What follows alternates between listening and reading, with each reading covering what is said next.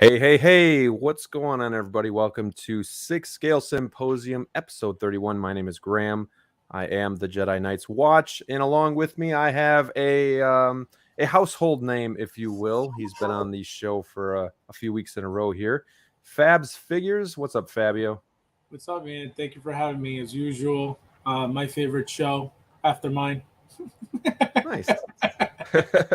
I wouldn't have it any other way, so I appreciate you coming on the show and always being a part of it. So we do have a newcomer too. We have D'Lo on the bottom of your screen. What is going on, my man? He's been on Fab's show a few times here recently. From what I've seen, this guy knows his stuff, so had to have him on my show and looking forward to it. What's going on, sir? I'm doing good, man. This was a surprise to me here. Someone actually wants me on their stream besides Fabs. I thought I was already blacklisted from the entire community, but let me just apologize in advance for this being your worst show now that I'm here. Oh, no. We've had much worse. I mean, there's been shows where You've had me on. That's bad enough. I'm under the weather a little bit tonight, so if there's clearing of the throat or muting my mic so I can cough, forgive me. But I've had shows where it was like literally just me, and then I was sick, and I was having these cough attacks, and I just kind of like, because when you're the lone solo guy, you're talking, and there's nobody that can take a breath for you. So yeah, it's just like, sorry guys, sorry. 40 people in the chat just making sure you're okay. Right. Like someone put in the comments, grab some water, Right. So I try to prepare myself, but you never know what's going to happen. So tonight is going to be kind of a fun show. I mean, I would hope that they all are, but I want to talk about some tactics that Sideshow is using to try to get you to buy their stock. I want to talk about maybe some Spooktacular figures that are on sale right now with Halloween coming up. Maybe there's some figures we're looking at pulling the trigger on now that they're on sale. And then it's a different show tonight too, because I asked you all in the community to send me your display, send me your collection display, because I don't know about you guys on the panel, but I always love watching Hot Toys collection tours, seeing what other people are doing. I don't care if it's not, maybe up to the standard of some. I don't care if you're using shelves, DTOVs, Maji cases. Yeah, I just like to see what you all have and admire from afar. So we're going to pull up the photos that I got from you guys out there. We're going to admire your collections, let you know about things we like, and maybe just point some things out that stand out to us. If you guys have any questions or topics in the chat as we go tonight, throw them at us, and we'll also just kind of do a little bit of a Q&A. So without further ado, let's check in with the chat and see who we have here. We have Conquer Knight. He says, hey, guys, what's going on? I like that photo of that little military squirrel. Yeah, it's very nice. We got Jables in the house. Good evening, guys. He's looking forward to it. Eric, another great stream tonight. Yes, I'm hoping so. As always, we do have Fabs in the house. And Jable says, how do I send you a photo? I changed my setup a little. If you want to try to get me a photo quick, shoot it to me either in Instagram, as long as it's kind of like a higher quality. Otherwise, you can send it to Jedi Knights Watch 77@gmail.com. And I can try to slip that in here too before we get to that part of the show. All right. Don't forget to hit the like button as we go too. Helps the channel out a lot. I'm a small channel. We just hit 3,000 subscribers, but it's big for me. I didn't know if I'd ever get this far, so I do appreciate each and every one of you in the community, and that's kind of also why I want to look at your collection and just again help you guys be a part of this channel, because really it's nothing without you guys. So also have Brandon Mosley in the house. This guy has the best yard that I've ever seen, so props to him for that. He shares pictures on IG once in a while, and this guy knows what he's doing. So thank you for joining the show. Go ahead.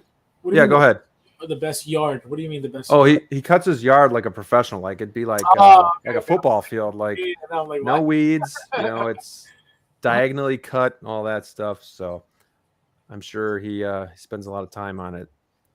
The first thing I want to talk about, guys, is the Sideshow FOMO email tactics. have either of you guys gotten any emails in the recently about, hey, D'Lo, hey Fabs, you better get this figure because once it's gone, we can't promise you're ever going to get it again. Have either of you experienced this? And what do you think about this kind of tactic that Sideshow's going about? Fabs, I'll start with you.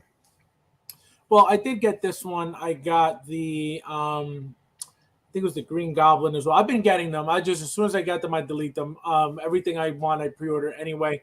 But I don't blame them. It's smart. It gets people to, for example, this figure specifically.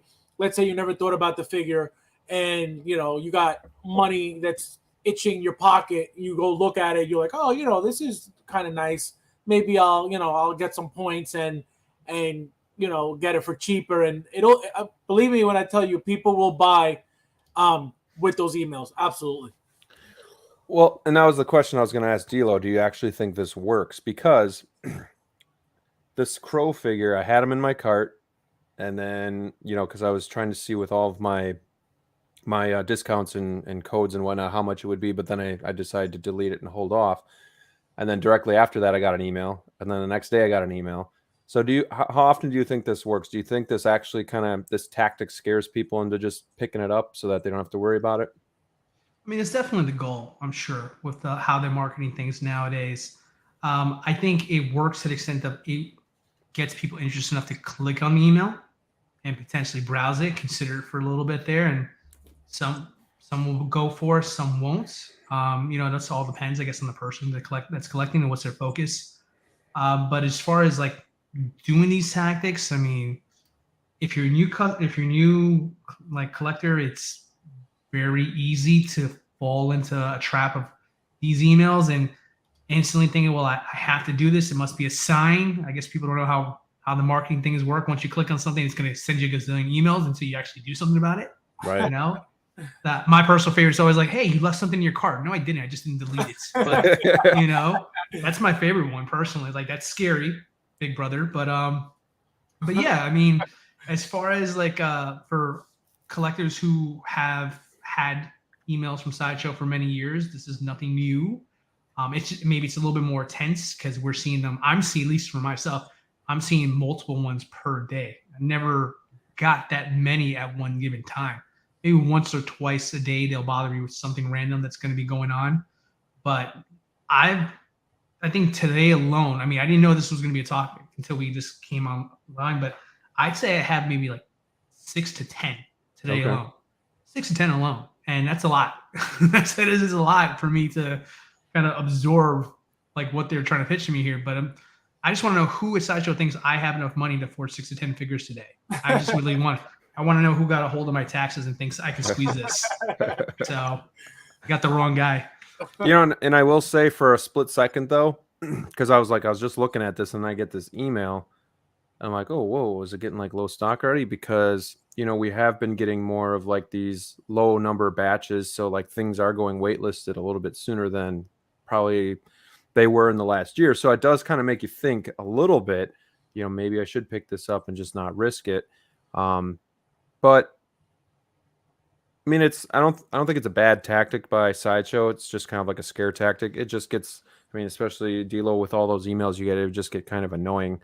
And then at some point it's like crying wolf, like, they keep saying it and then, keep sitting there forever. And, then all of a sudden the one time that you maybe did want it, then it is gone soon. So it's just tough to know, if they're being truthful or not. But 1-6 Junkie says the Crow is already waitlisted.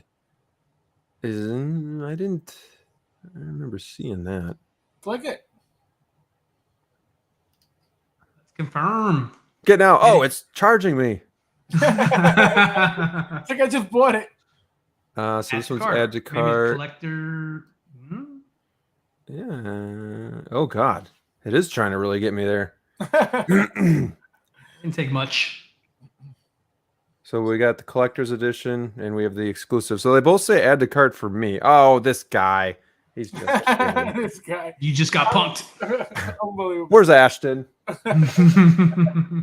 All right. So yeah, he's just trying to get me to pull the trigger a little bit quicker. But so I guess, yeah, for the newer collectors out there, I would say just kind of be be aware, like, this is more of like a scare tactic than anything, the fear of missing out. Don't just buy something because you get the email from Sideshow. Think about it if it's something you really want. Like me, I got the emails, but I'm still just kind of debating this Crow figure. And Fabs have been talking to me about it a lot too. And I did have the Hot Toys Crow for a while, but that pleather just scares me, and it wouldn't be any different with this figure, so I don't even know why I'm even contemplating it. But I'm just a big Crow fan, so I'd kind of like him back in the collection.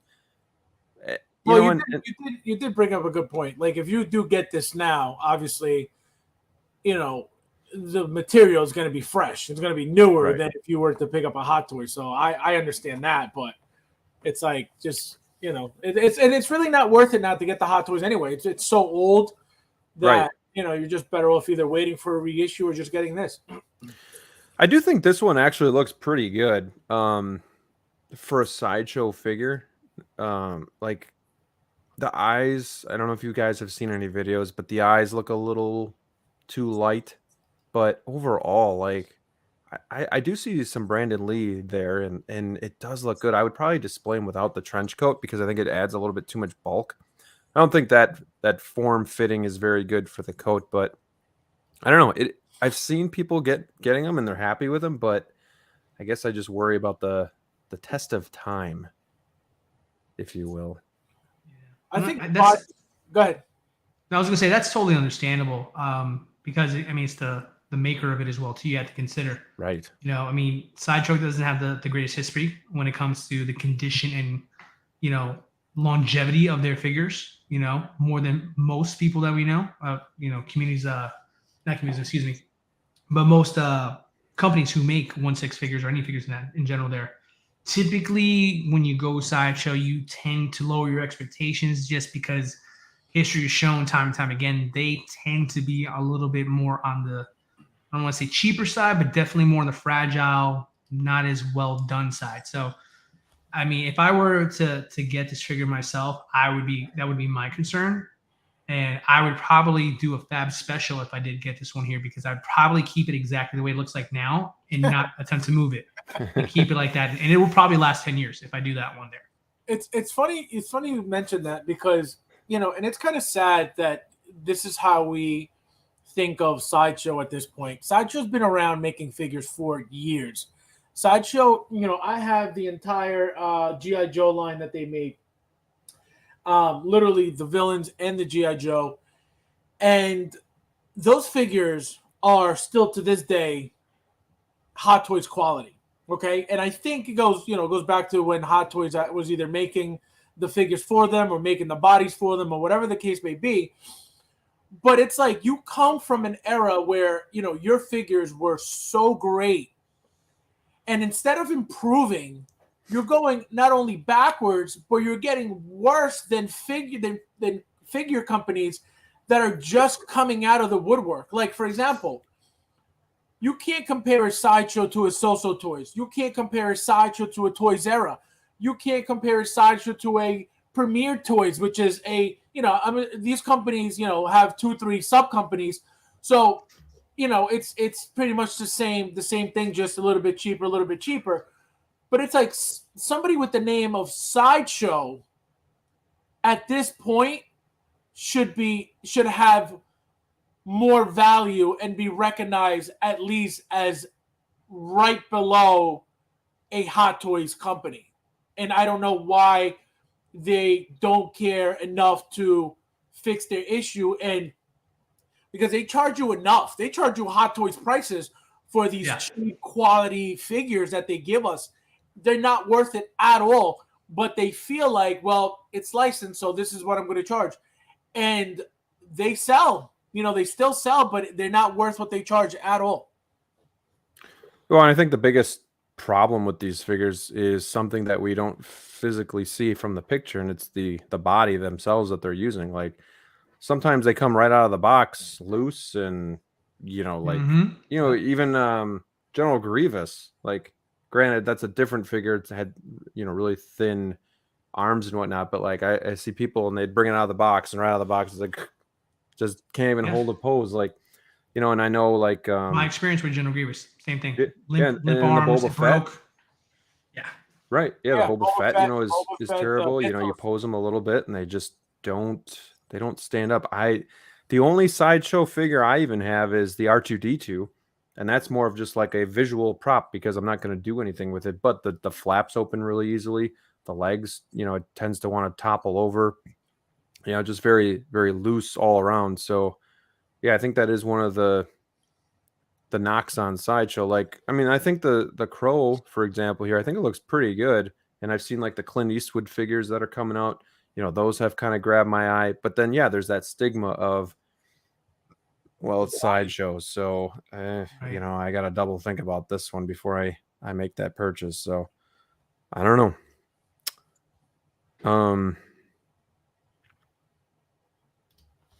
Jabel says he started collecting in 2015. He's surprised that Sideshow 1/6 figures have not really improved in quality at all to what he can tell.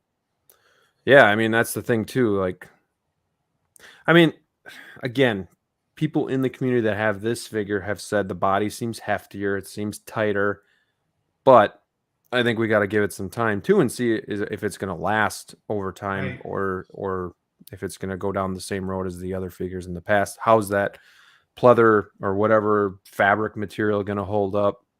Because really, I don't think Sideshow really has a track record of like pleather on their figures, like at least not this much, where we can really see how much it's going to last. Maybe like a belt or something like that, but nothing like Right.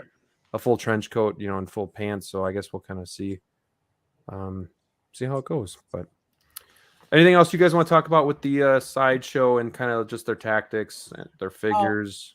Well, I was going to say something real quick. One of the last few figures besides, All right, next topic. Let's talk about no. besides the new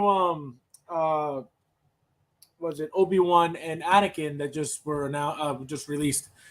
I have a Sideshow Thor, more animated version of Thor, and that figure is a Hot Toys quality figure. This was again, it's many years old, maybe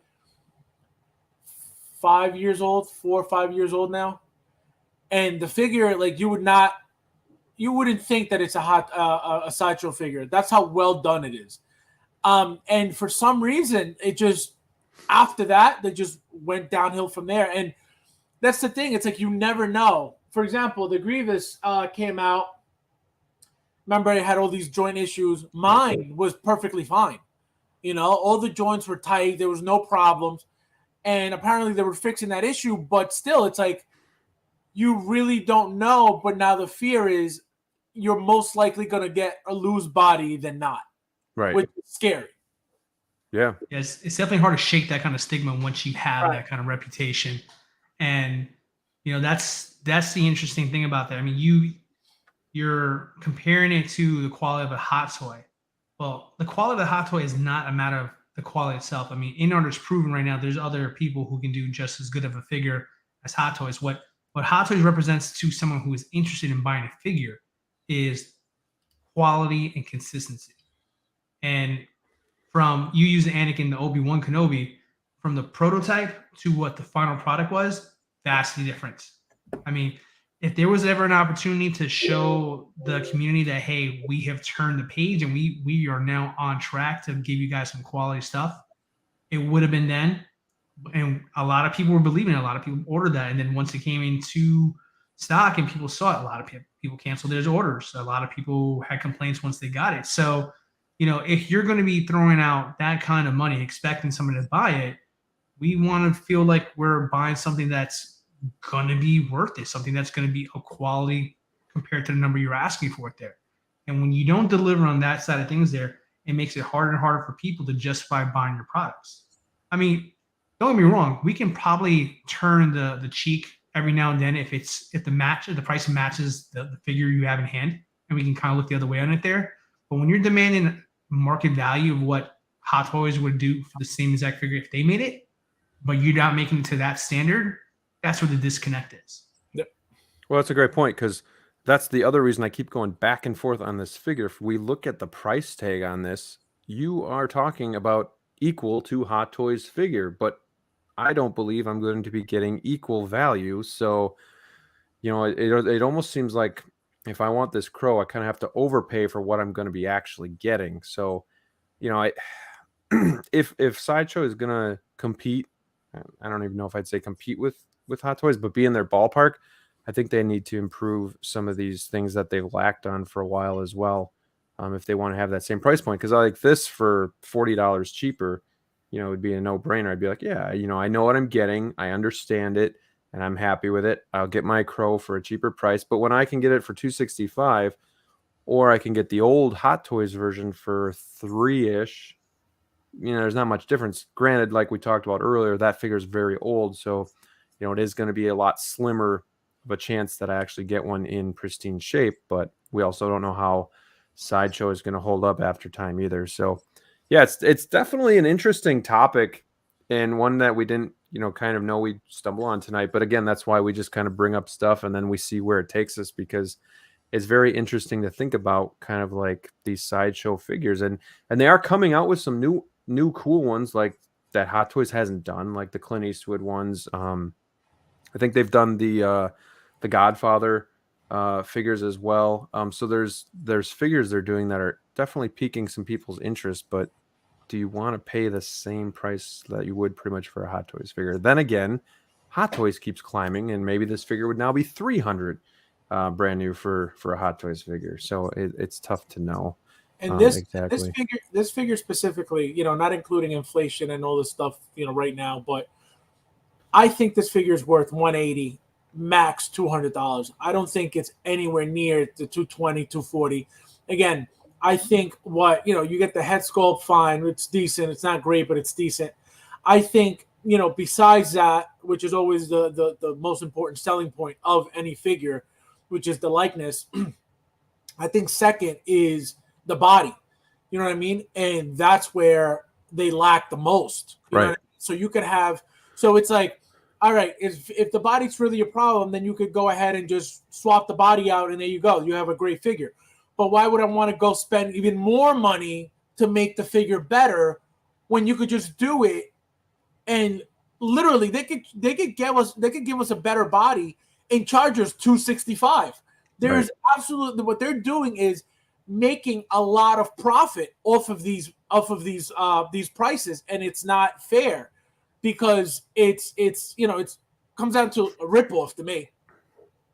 Well, I think part of it too is like I feel like they know their quality is not as good as like what other collectors would collect, like Hot Toys and stuff like that.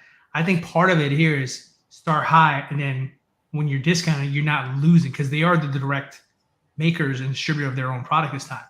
So, they can justify what they know they paid to make it, and then justify what they need to earn to turn a profit.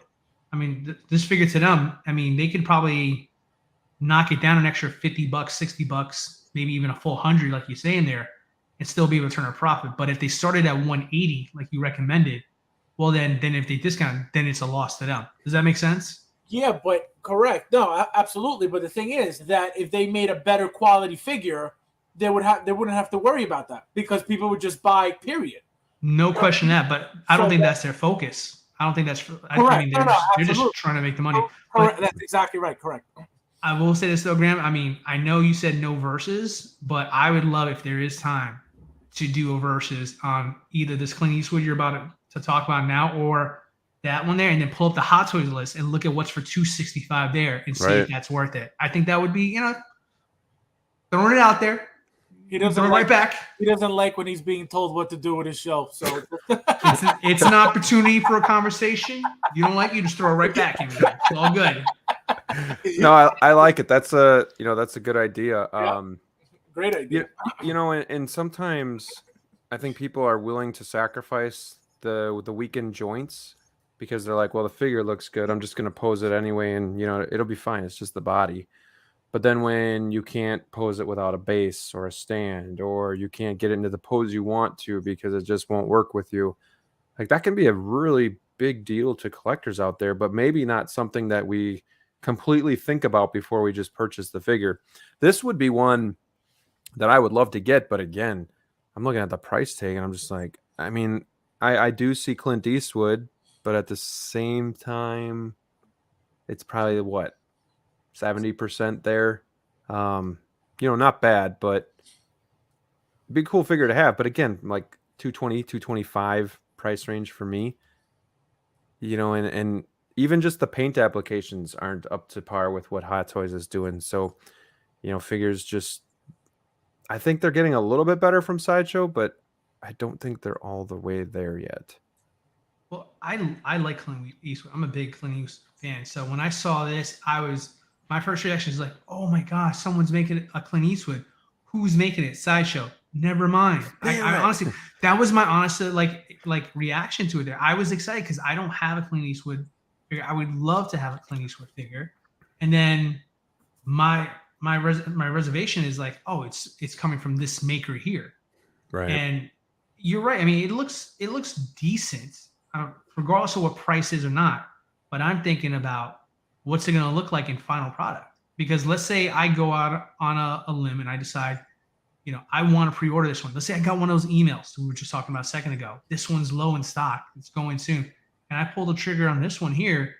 And then I come back 3 months from now when it's like ready to go and I get it in hand. I'm super disappointed. So that's not the reaction you want to give somebody you want to buy your product. That hesitation every single time. Because I like your prototype, but I'm not sure if that's what I'm really going to get when I put my money down. And I think what makes people take that leap is the actual character, and they're like, you know what, I'll risk it because it's right, like it's not common. Mm-hmm. Well, that's what I was going to say too. Is that it's such a figure that's different than what we've been getting. It's kind of refreshing. It's a Western, it's that classic kind of, Clint Eastwood. So it would be really nice to add to the collection. I mean, my dad was a huge Clint Eastwood fan, so I grew up watching all the movies as well. So it's definitely got some nostalgia feeling to me too. Dirty Harry and stuff like that. So I think it's for Hot Toys for the most part. I don't have to watch a review video to see if I want to buy it or not. I kind of know and I kind of trust the brand. But here with Sideshow, like the Crow, I'm trying to find any videos I can to see if this is really something that I think I could want or, that is worth the money, because it's just, you just don't have that comfort of knowing, of trusting what you're buying. So I guess at this point it is what it is. But I do think Sideshow is improving a little bit, but I don't think they're making enough strides to be asking for those same price points as Hot Toys. Fabs, did you want to pull up that Captain America? Yeah. The 300 figure release. Yeah, go ahead. So why don't you explain this to me? You kind of did backstage a little bit, but you said Sideshow also is coming out with this special bonus figure. Yeah, so this was sent to me by Flavio, so shout out to him. He sent it to me this morning. So apparently they're putting this up on the coming soon section of their website, and so Dilo and I were talking about this earlier. So it looks like, again, a FOMO tactic. It looks like they're only getting 300 of these Captain Americas. If you read this, this message here. But what I think is happening is that special bonus is what is limited to 300, and I think the amount of figures are going to be the same as the Mark 46. It's still up, available for order right now. Ships immediately, and the same with the Chrome Stormtrooper. I think they made too many, and I think that they're just again creating FOMO with people and saying, you know what, because you can read this as there's only 300 available, but only 300 what? Right? We don't even know. Special bonus, you don't know. So again, another tactic to get people to RSVP as soon as it comes up for pre-order. You're gonna have to, if you're RSVP, it's because you're interested in the figure, so you're gonna want to order it to see or get the special bonus.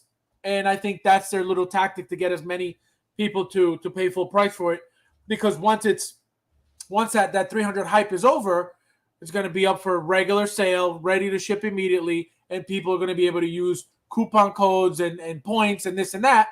And I think that's where they're headed with this. Interesting. Yeah, and it's this now. remind me, did this figure come out or is this still up for pre-order? No, so this was the Shanghai exclusive that they released only in Shanghai, as well as the Mark 46 with that new big base, and Right. the Chrome Stormtrooper. Those 3 figures were Shanghai only. So as we now know, the 46 and the Stormtrooper are available on Sideshow. That you could order them right now, which were supposed to be only, at Shanghai, at the Shanghai store, as a promo for their new store, the new Hot Toy store over there. So they're doing the same with this figure here now. They're just bringing it here. But again, to create hype, they're giving you this special bonus that nobody knows what it is. But you can only get it if the only way to get it is if you are RSVP. And I think that's what they're trying to get away with. And Sideshow thinks they're slick as well too. The other thing we didn't mention when we were talking about it before was, the Mark 46 and Captain America were announced and released in Shanghai the same day. And the strategy they had with that one was they announced that the Mark 46 would eventually be available stateside. And then weeks went by where we heard nothing about Captain America. We all assumed we'd get Captain America. And then they built up some momentum about it. When are they going to announce Captain America? When are they going to announce Captain America? When are they going to announce it? And then we finally today, fast forward maybe 2-3 weeks later, since this whole thing is started, now suddenly we get this email that it's 300. You had to RSVP. So I don't buy that. I think what they did was they studied how the Mark 46 went. It's still available in stock today. They know them internally how many they are going to have available in order to make sure that they're not sitting on more inventory, because Captain America Endgame in 2012 are still very much in stock at Sideshow now, heavily discounted. And if you try to sell yours on the secondary market, good luck getting close to $200 on that thing if you're lucky, right? They don't want to sit on another Captain America figure without there being something a little bit more exclusive to the buyer's mind, not necessarily to the producer of the product there. So I'm going to call bluff on this here. I think this is another tactic. This was a worse tactic because this was seriously thought out well, where like we let it marinate, let people get anxious about, we may not get it after all. Maybe we won't. Right. And then now suddenly, well, hold on, we will have it now, but it's only be exclusive for 300 RSVP. There's going to be 300 people who do this and buy it, and they're going to be happy with it. And then they're going to get hit with the hammer where it's available to everybody. And then you're going to have 300 potential collectors who are going to be upset that they thought they won the lottery, the Hot Toys lottery, and got something that no one else is going to have. And then presto bammo, it's on Sideshow right now. And then it's going to sit on Sideshow. It's going to sit on that site. And then it's going to be discounted and coupons and all that stuff's going to be available. And you're going to be the guy or gal who got it at full retail price. And now you're not feeling so great about it. And that's not a good feeling as a collector to have, right? Where you're super excited about something, you thought you got something that was going to be special for you and your collection, and then suddenly it's available to everybody. Then what was the point of RSVP in the first place? Yeah, that's a good point. And the worst part is, I know somebody who messaged me after this announcement, and they actually overpaid on Pop Collectibles for this. Look at that. And you have those avenues too. Yeah, it's true. Listen to this. So he goes, what do you think I should do? Should I cancel it and wait for this? I said, well, again, this was before, actually getting into this whole 300 thing or anything like that. I said, well, if it's only 300 figures, I said, we're not guaranteed to get one. Okay, so that's number one. Because, again, we don't know if they mean 300 figures or 300 special bonuses. So you don't know. So to take that risk just to try to save a little bit of money, I said, I wouldn't, because I'm already getting one from directly from Shanghai anyway. So to me, it doesn't matter. I'm gonna get. I still RSVP'd for this one anyway, just to see what the special bonus is, and I have a feeling it's that gauntlet. I don't think it's anything different. So I told him, I said, it's up to you. I said, but if you cancel that, and there's only 300 figures, I said, you're not guaranteed to get one. So you may be, screwed at the end. So I said, just leave it alone. I said, and you learn your lesson. It is what it is. So that happens a lot. Don't forget that, this has been out for weeks already, if not months. So a lot of people already overpaid to have this in their collection. And then to find out that it's going to be coming here for retail, that hurts as well. So it sucks. Do you guys think like all of these sideshow tactics that we're kind of talking about has something to do with A, the market's just so oversaturated right now. B, we're kind of in a recession, so people like myself might be pulling back a little bit with these price hikes. So maybe less things are kind of flying off the shelves. So they're like trying to send these emails, trying to do these special exclusives and stuff like that. Do you think that has anything to do with it, or it's just normal business? Fab, do you want to take this one? Well, I would think that it's a combination of stuff. It's not just one thing. I think, Toys Wonderland is definitely affected them big time. Before Toys Wonderland, you've always had resellers, you've always had other retailers, and Sideshow was on top because you can't get anything before Sideshow. Sideshow is the one who distributes to everybody else. So they were in charge. They were the big dog. They were, they were top dog. They were the ones controlling the game. Now you have a company like Toys Wonderland who, that comes in and is overbuying everything and, selling for, super expensive for the people who wanted,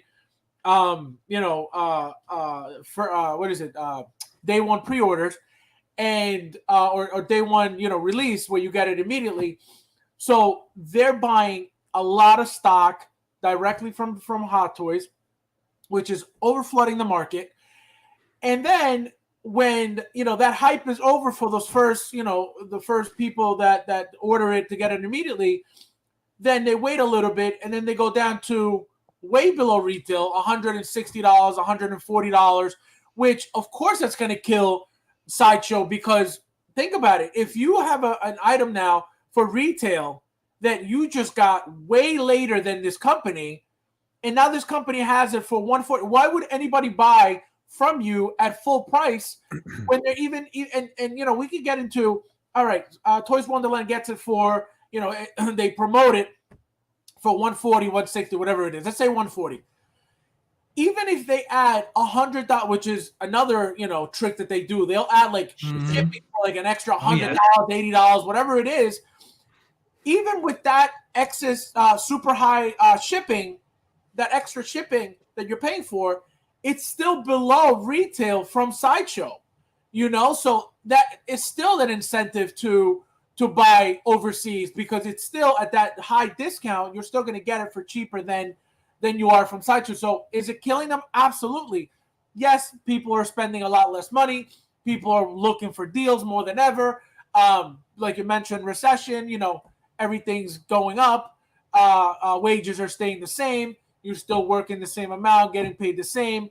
Not everybody's getting raises enough to make a dent on what's going on. So the combination of all those things are going to affect Sideshow big time. And this is why I feel like they didn't show up at New York Comic Con, because they were just saving money.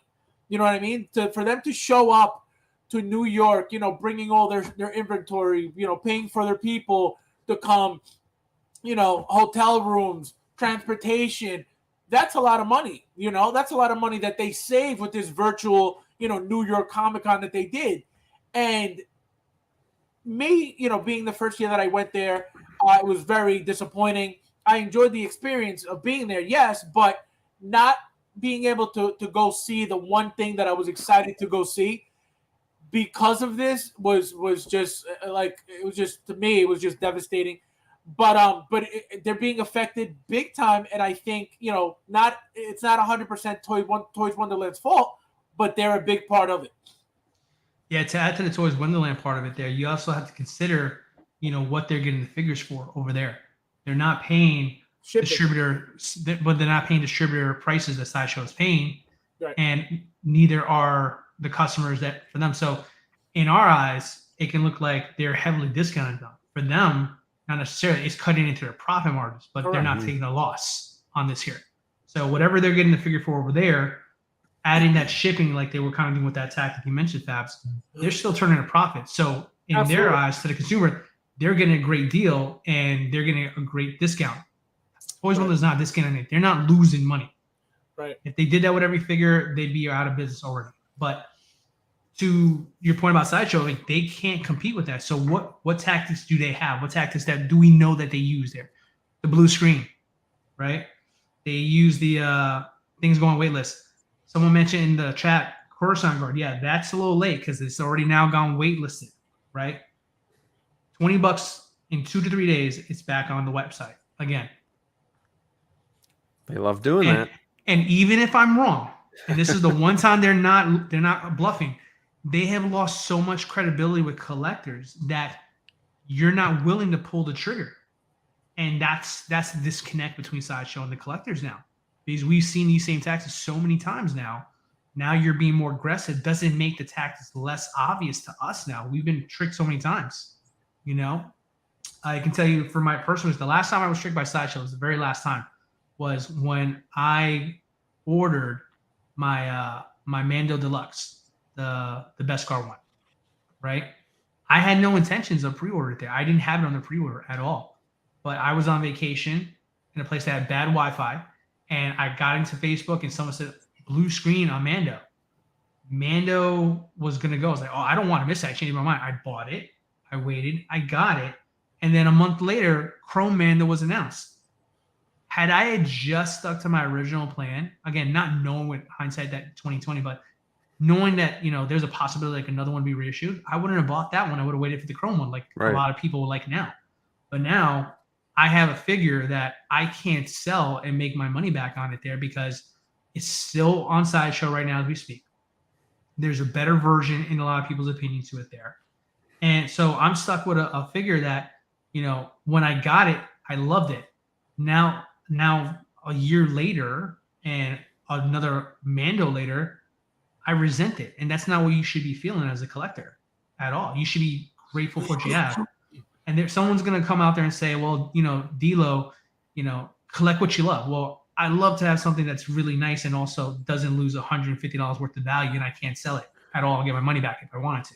So, well, and I feel, yeah, I feel the same pain because it makes me feel a little bit better. I bought my Mando when he first came out, thinking it was the latest, greatest. And then, yeah, not too long after they announced that Chrome version, I'm just like, well, geez, could you guys have waited a little bit longer and, you know, like, let me enjoy this figure before I'm like, well, damn, now I kind of want that one. So, yeah, I totally get that. Like, you know, same thing with these Iron Man figures that they keep, you know, they released.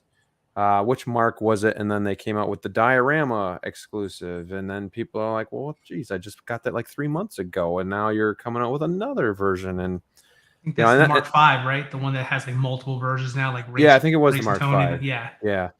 So, and that's not necessarily Sideshow's fault. You know, that's a Hot Toys thing. But either way, it just kind of sucks. But, you know, like just even seeing the market in general and how it's changed, where prices are going up for new figures, but then for resale, it's really hard for some of these figures to even, you know, get your money back. You know, even I was just looking, I typically have a saved search in eBay, Hot Toys, newly listed in the US, and I just see what's newly listed. You know, typically I check it once a day at least. And a figure that I really wanted to get right when she was selling out was the Wasp. And I was like, oh, great. You know, this was probably what she probably sold out a year, maybe a little bit over a year something ago. Like that. Yeah. I was like, well, this is the time now. I missed out on her. So she's going to skyrocket in value because they probably won't make another one. And this is before Ant-Man 3 and all that too. But, you know, her price was going for 3-ish, you know, a little bit higher maybe. But I mean, you go back today and I saw her for 200 free shipping. And it's just like, man, times have really changed. Yep. And, you know, Captain America, I remember everybody was clamoring for that Endgame Captain to come out. We waited so long. I myself, this was when I was younger in my collecting days too, and I purchased it straight from overseas. I paid well over retail for it. And now again, $225, you know, you're looking at, and it's just like, patience is definitely part of the game, but also the market changes and we just got to be able to change with it. You know, I'm definitely not buying as many figures as I used to. I think I'm feeling pretty good of where my collection is now. Are there figures that I want? Well, hell yeah. But, this day and age, I got to afford groceries, so Right. it's Gas definitely is not tough. $2 anymore over here in Florida. It's, just like if I was in California now. It's crazy for me who's used to a certain kind of price on things here. So Right. I agree with you. That stuff takes priority over the hobby sometimes. A lot Right. of the times, actually. Yeah. So, I mean, we have daycare. So, like, those Mhm. prices are going up. Groceries are going up. Gas is going up. It's, electricity is going up because if Mhm. for gas prices. So, it's tough because, and I guess this is kind of a topic that I want to talk about at least sometime in the future, but it's kind of like, where do you draw the line where Hot Toys, and we're getting off into some topics here, and that's fine, but where do we even draw a line on where Hot Toys doesn't pay anymore? Like, when is it like, Well, this is a That's the toy, $1,000,000 question. I mean, you that know? really is a great question. That's a hard question, and everybody's answer is going to be different because everybody's in different stages of where they are in their collection. I will say this here. I mean, one thing that is new, at least to me in my experience, over the last 18 months ish, so many people tapping out. Right. You're not used to that. You're not. I mean, especially at the numbers that they are, and it's not just the new people who came in during the pandemic who everybody said that's a big influx and that's why they're doing more. That's not the reason why they did more figures. They're trying to make money right now. Mhm. They don't know how they're going to keep the lights on. There's a pandemic, so they're just like us. Only they got us by the short and curlies because we really love their products. Yeah. But I mean, you're seeing more people switch to statues. You're seeing people just tapping out of collecting altogether, downgrading to something less, like possibly like Marvel Legends or Black Series or something like that, and being Funko content with Pops. that. Funko quarter scale NECA Teenage Mutant Turtles in the background. I want those, but yeah, that's the one I didn't know they existed until they were sold out, so I'm upset about that. But yeah, it's just it's a great question. I don't think anybody really truly has the right answer for that there because everybody's going to be Everybody's in a different situation. So no, I'm sorry, I got distracted. I saw somebody posting in your chat there. So yeah, we're getting the bots tonight. We must be Oh, doing well. The man. bots are coming. Before we continue talking about food, I just wanted to show Food? just one thing. So for example, the upgraded suit. So I'm on Kitchen, the Kitchen's website right now, 16kit, right? So upgraded suit is $395 on Sideshow, plus obviously tax and shipping depending on where you're from, right? So Right. he has it for $449. Okay, so he definitely didn't pay $395 and is making a $55 profit. Absolutely not happening because he has to ship, and that cuts into that $50 anyway. So that means he has to get it for a lot cheaper than Sideshow, which obviously it's common sense because he picks it up directly from over there. So so their profit, their profit margin is going to change, compared to what we get here. So I just wanted to point that out because that's a big deal too. And I don't want to get on a whole in art thing either, but like I just wonder how in art is going to make it in the 1/6 game when they're going at such a high price with where we're at kind of now. Like we're already kind of like, I want to say fed up with Hot Toys prices, but we're just kind of like, man, like It's getting there. I don't know, man. Like this It is seems starting to like- get to the point where it's not worth it. So I wonder how they're going to survive, when they come out with more figures as well.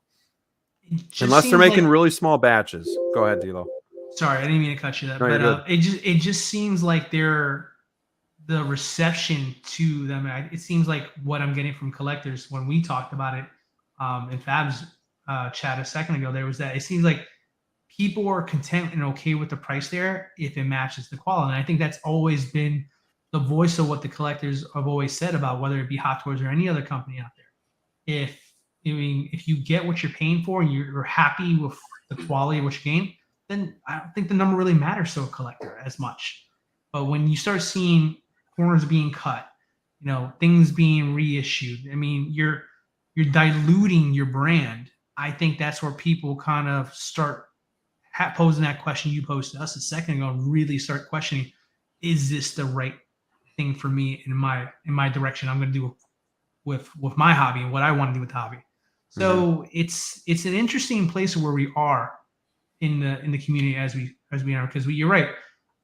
If I had take a guess when InArt was announcing that they were going to come in. I assumed they were going to come in at a lower price to compete with with Hot Toys, I beg your pardon, on a more comparable level and give us something that's their level of quality, but more affordable alternative. Instead, they went the opposite direction. So we're going to go ultra realistic, like we would if it was a statue, and we're going to charge you maybe an additional $150 or more. I thought for me, that was disappointing because I was hoping to get Hot Toys to reduce their prices and keep them honest. If anything, they're going up now because they're But like, we now got they room, have we some- can go up. We had room. We had no idea, and their way of saying, okay, we're going to go ahead and justify our new price by putting up these great dioramas bases. No, that's not what I want as a collector. I want more accessories. I want more head sculpts. I want more alternatives to make this the ultimate figure. I don't need, if I was a DTOF collector and that's what I had to use for my collection, those dioramas to me are a nightmare to consider. Right. That I'm paying an extra $125 more for something that I cannot fit in where I store my figures. Right. You know, maybe the Matcha case, community can afford there, depending on what series and what the dimensions are there. But I mean, that in itself, I mean, how many figures can you not fit in that Matcha case now? Because now you have this huge base that you had to account for if you're going to display it to the 400 or 500 tag price that you paid for this figure. So, like I said, there's a disconnect between what the community wants and what the companies are trying to give us. And I think where this is going is exactly where it's at right now. You're gonna have the people buying retail right off the bat, and then you're gonna have the people just sitting back and waiting for somebody to sell it below retail, in the groups or on Sideshow or on eBay. And I think that's what's happening. I think a lot less people are buying retail right off the bat because they see what's happening. And if you buy a figure, 2-3 months down the line, even 4, 5, 6 months down the line, depending on obviously the person who you're getting it from, it's still going to be pretty new. You know what I mean? There's not, as long as it's complete and not broken and not damaged and not, marked up or dirty or whatever, I think people are willing to deal with that and save that money than spend full retail on something and then know that people are waiting to either use, discount codes or points. And even so, even getting those, $10, $15, $20, $25 off, you can still get it used for, now for $40, $50, $60 off. You know what I mean? So I think that's where this is headed. If the the overflooding of the market continues. Well, and kind of like Insane Goon here says, what sucks about Hot Toys is we pay high dollar 3 months after they have them on discount on the site, or like Fab said, people are selling them and just trying to get out from under because maybe they're just trying to get the newest thing and they're just like, well, I got to get rid of this. They don't care about losing, $40, $50, $60 because they'll have that money right in their pocket immediately. Yeah. Like today, I just saw it was a Captain America from, I want to say Civil War, maybe. No, it was the Captain America from Age of Ultron. $150. The thing sold within seconds. So it's like, and the figure is old. It's super old. But it's like, as long as the figure is complete and it's perfectly fine, people don't care. You know what I mean? People will save those. Obviously that figure back then was maybe, $220, $215, whatever it was. But you're saving a lot of money compared to, buying it out, brand new for retail and then losing money on it. Well, and I think everything has like a chain reaction. Everything is kind of like spinning tires. It just keeps going around and around because like Sideshow comes out with all of these deals because figures aren't selling, and it just hurts the resale value on the secondhand market as well because, well, I could get it brand new on Sideshow for 10-13% off, free shipping. So why would I buy it from you on eBay, for more or even the same price? So, I think all this, and that comes from people not buying as much because of the prices are higher. It just kind of all just spins in cycles here and keeps going round and round. So it's an interesting market, in Fabs. We talked about on the previous show seasons of collecting, and this might be a season that we're in where you might collect less. Doesn't mean you're going to tap out, but it might be a figure a month, a figure every couple months, because we are in somewhat of a recession, and you got to make those choices. So nobody is going to look down on you for having a collection, but like not going all balls to the wall, because like some of us in the community do. I definitely don't promote that, because I've done it for a little bit, and I've learned lessons from that. So it's definitely more restraint, patience, wait for things. I think like D'Lo said too, things go on sale, so why don't we just wait instead of like people. I don't think people are buying from overseas as much from like day one release. Like we wait, because now what's the point like of getting it day one and spending $100 extra when you can just wait, and you get it even cheaper when you wait 3 months for those sales to come on. So yeah, it's definitely an interesting time that we're collecting in right now, and some of that goes with the overflow of figures that we have too. Like I don't remember who did it, but we looked at like years past with how many pre-orders we had, and like right now it's like, well, we had 140 figures on pre-order, and it used to be, Fabs, you can speak to this, probably used to be what, like 50 a year that we were getting. And that number will vary between years. Like from I remember, I started 09, 2010. Back then we barely had any. Right. Like literally, maybe, like I said, maybe back then 10 figures a year, if that. And I think that was a lot. And then obviously over time, it was just like right now we're just feels like we're getting multiple announcements a month. Right. And Insane Goon says Mark 85 is 25% off on Sideshow with $5 shipping. Like, I mean, again, even that I've seen on eBay, people trying to get out from under it, selling it for $350 free shipping. It's just it's pretty just crazy. Yeah, and it's nuts. Go ahead. What I was gonna say too is, I mean, when's the last time you guys took a hard look at what's available right now in Sideshow? I mean, as far as for Hot Toys is concerned, today, right? Here's the one that gets that's smart. You have a podcast you're doing tonight. I looked at it actually not too long ago. D'Lo, where are you going with this?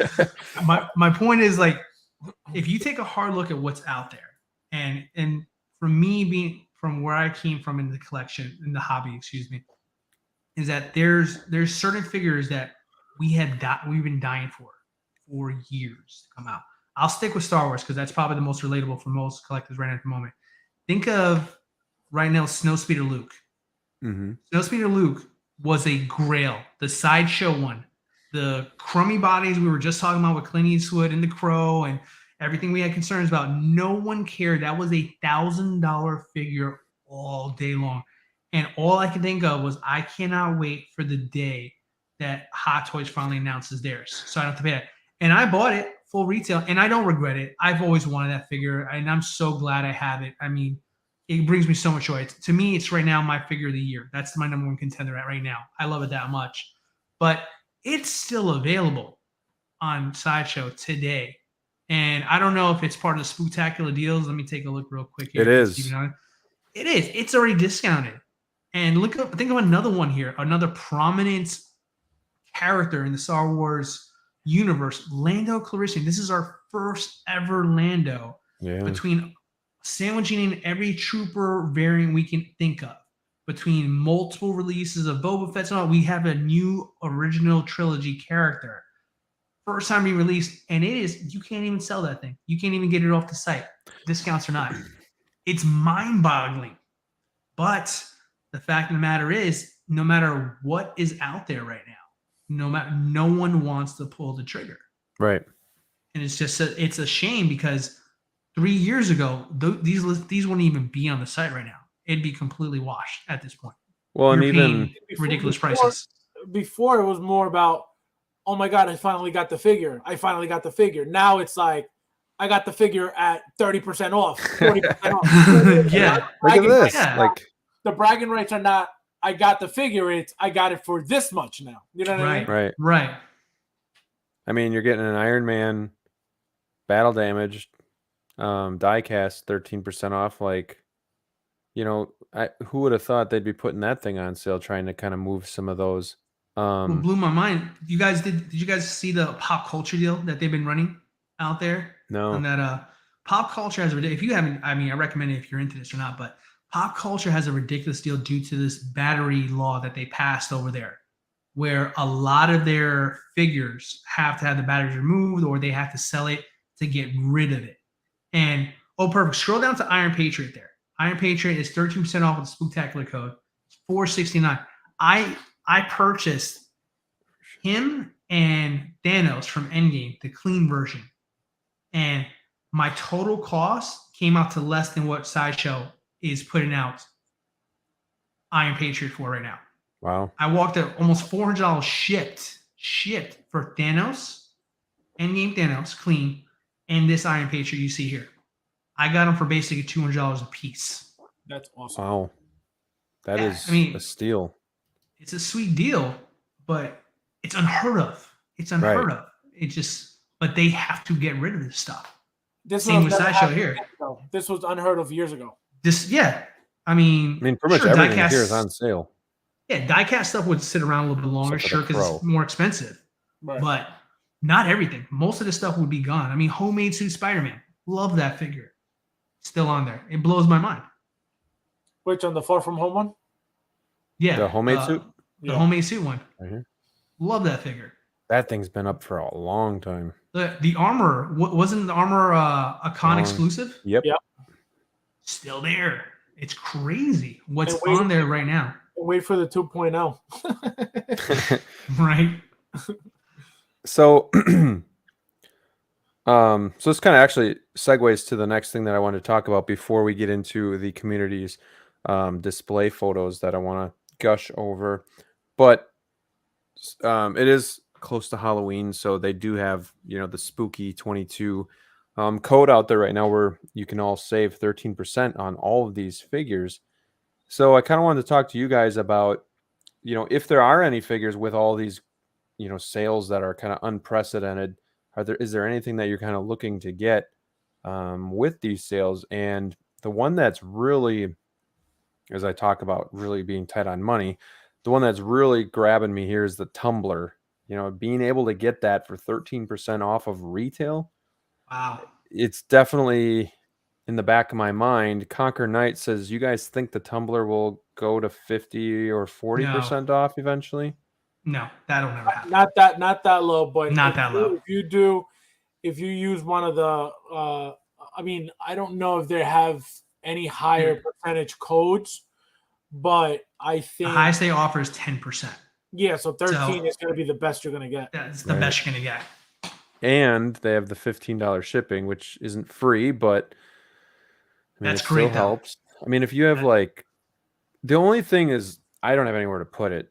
It doesn't fit in the Modu cases. I don't have any shelving. So, but it's almost like one of those things you secure now, and then you display it sometime in the future whenever you get that set up. Yeah. Right. Yeah. By the time you open the box, it'll be peeling. So yeah, buy it now. Why is this paint peeling off the plastic? The tires are peeling already. Yeah. Little air pump. That's a great deal. I don't think it's gonna, you guys are gonna get anything cheaper than anything higher than 13%. But so if you're looking to buy it, I think you should jump on it now and then at least have it, even if you don't open it. Maybe once it sells out, it increases in value, and then if you don't have anywhere to display, you could sell it and make some money. Right. Yeah. I saw that and I was like, oh, why do they do this to me? But if you can finance it too, and get something, this is the time too, like Black Friday. Be prepared for sales then too. But they've been doing sales at least once a month on a lot of these figures, I would say. Is there anything that's I know D'Lo, you just talked about a couple of figures you already got, so maybe you're not really in the market. And then Fabs, I know you just buy everything when it comes out anyway. But is there anything that you guys are looking at, like picking up here? I don't know. I mean, I'm gonna pick up something. If I'm gonna pick up something from this Spooktacular, it's gonna be Hot Toys because that's my focus. I haven't had a chance to look at this here. You want to just filter? Just are these all Hot Toys filtered right now? I'm just going Yep. through this with you. Yep. All Yeah. right, So, I'll do a well, line of not spot Hot here. Toys. These are all 6 scale. Sorry. So there are going to be Okay. some Sideshow figures. Okay, no worries. Um, Oh, I have that Rick and Morty right on my desk right I now. saw that. Look at that. Rick and Yeah. Morty. That's Who a great. makes You guys that? watch this show? This is I have Mungo. not. No, I haven't. Oh, if you have a dirty mind, it is definitely the show to watch. So I think I just outed myself. Insane Goon says he plans to get that Jabba, that 850 Jabba. That's 13% off as well. Ooh, more power to you, brother. Yeah, That's awesome. That's a module case. Price and size right there. All the credit to you, buddy. That's awesome. Conquer Knight says, thanks, guys, about the 40 to 50% off. One can only wish. Sorry. Well, Jabel says, do any of you own that Jabba figure? Have you considered it? I've considered it. I've actually seen it. I've seen the first version in my comic book store, and it was like $500, and I just couldn't pull the trigger. And it's such a massive piece. You'd probably put it in a module case and get maybe like 3 to 4 other figures around it, but it looks great. But Fabs, I think you talked about this too. You think we're actually going to get a Hot Toys Jabba figure eventually? I think so. Eventually, it's inevitable. But I never got that piece because again, I was so these big cases. I already had a plan for them, and I can't really put that in there, and it's not going to fit in a D12 or on top because it will take probably 2 D12s. The top of 2 of them. But if for whatever reason, or hopefully eventually, I get the DF-120s, I'll definitely get it and put it in there. We have 41 in here right now. So guys, thank you for watching. Don't forget to hit that like button if you haven't subscribed to the channel already as well, because we do a lot of this kind of stuff here. We have a lot of fun and we try to keep it spicy for you. So D-Lo, going back to you, I know you haven't really seen this, but I mean, it's pretty much any Hot Toy figure that's kind of out on the market right now. Is there anything that you're looking at picking up that this 13% off might push you over the edge? I mean, we got the Scout Trooper and Speeder Bike. You just read my mind. Yeah, that's exactly what caught my attention there. I mean, because I have the Mandalorian one. I love it. But then at the same time, I kind of regret getting it because this is the original trilogy one. This is the Return of the Jedi one that I've always wanted. And, I pulled the trigger soon. But again, don't hate it. I mean, I got mine at a good deal. I had tons of reward points. So I didn't pay that much for it. But this one here, this one's more expensive just because it's OG. And I didn't want to pay $5 for it. This right here, 13% off, that is tempting. If they threw in shipping, like $15, I'd pay that. I would do that. I would do that right now. So that's a good point, because I don't think there's any figure I'm looking at getting unless it's the 13% off and free shipping, or at least like the 5 or 15, depending if it's a vehicle or not. So I want both of those kind of discounts if I'm going to be pushed over to buy something. I'm being greedy. If you're going to send me 40 emails a day about it, give me $15 shipping, and okay, we'll talk more. Really quick, shout out to Eddie Rodriguez. What's up, guys? Hey, thanks for joining. And Riley Reviews, we got the Young Wizard in the house. What's going on, Riley? Hope you are doing well tonight. Thanks for stopping in. And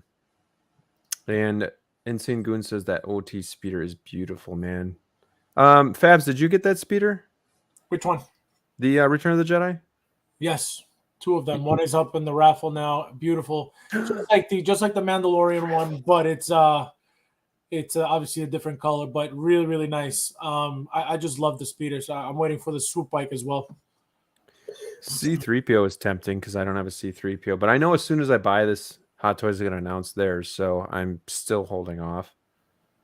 The dude has actually been like a guilty sideshow pleasure that I would like to kind of pick up, but again, I want free shipping. The dude. Have you guys seen that movie, the Big Lebowski? Oh, of course, come on, absolutely. Fab's never seen a movie ever. No, he hasn't seen anything ever. He collects all these figures, but he hasn't seen any movies. I don't have any figures of the Big Lebowski. Stop it. I know that. There's some good here's another one I was considering. So So I'm not a big It fan. I like to watch It. The second one is okay, but 13% off, free shipping. But I don't know, do either of you guys have this figure? The body looks, maybe I'm just comparing it to what I've seen with Inart, but the body looks too stick figure-ish, like non-proportionate to me. And that's kind of thrown me off a little bit. But this was one I was considering as well. Either of you own this or have a rebuttal against my thoughts? Here, it looks pretty good. I personally, I want it. I do want it. But even with It's gangly. I mean, it's fine. I mean, he's a very scrawny character, so it kind of works. I've seen some people do some cool stuff, modify the collar, weather it a little bit more, really, really sink your teeth into the customizing part of it, which really always appeals to me. But I mean, here's the thing. This is a perfect example for me. I was ready to go with this figure here. I love the movie. I love the character. Big horror fan. I was going to buy this when it became available on Hot Toys, but then 48 hours later, I saw something at one of those BST groups and someone was selling it for $30 less, or $25 less. And it keeps fluctuating there. So right now, on the normal circumstance, I would absolutely buy this, especially with the 13% off. But I think I saw one today that was going for $185. So yeah, they're cheap on, so I'm in like, other places as well. Why would I? Oh, and they already did the mods too. They already did the collar, the weathering. I mean, it's exactly how I would like it to be. I would still have to do that if I bought this one. Like, why would I buy from Sideshow? It's a good point. So it's a good figure though to consider because it is close to Halloween. It's the perfect Halloween figure. But man, it's true. Like you've seen people, and I don't know if they're just getting out from under it because of the Inart one coming out, that they're just gonna possibly pay up for that. But yeah, it's just driving down the price. Really quick, I want to say hi to a friend, KG Collector. He says, "What's up, guys? What is going on, KG? Definitely got to get you on the show sometime in the future. Hope all is well with you." KG's still alive? KG is still alive. I know he's been MIA for a while. Hope he's okay. Luis Morales says, "Will Avengers Campus Spidey come to Sideshow?" What do you think, Fab? Great question. Which one? Campus Spidey. Oh, the D23 exclusive. So, what's his name? Kit Chen is having him. I placed my order for it with him. He's not having the exclusive though, with the churro and the Coke can or the soda can. But he's getting it. So that's the thing with the D23s though. It's a little bit trickier. They're not really. I think eventually they will. If we're getting Captain America from Endgame, this suit, I think we're definitely getting it eventually as well. At this point, it looks like nothing's exclusive anymore. You may get exclusive accessories for some conventions, but I don't think that the figures are exclusive. So eventually, I believe so. I don't think it's gonna come. To be honest with you, if it's coming from scalpers that were there at the D23 conference there.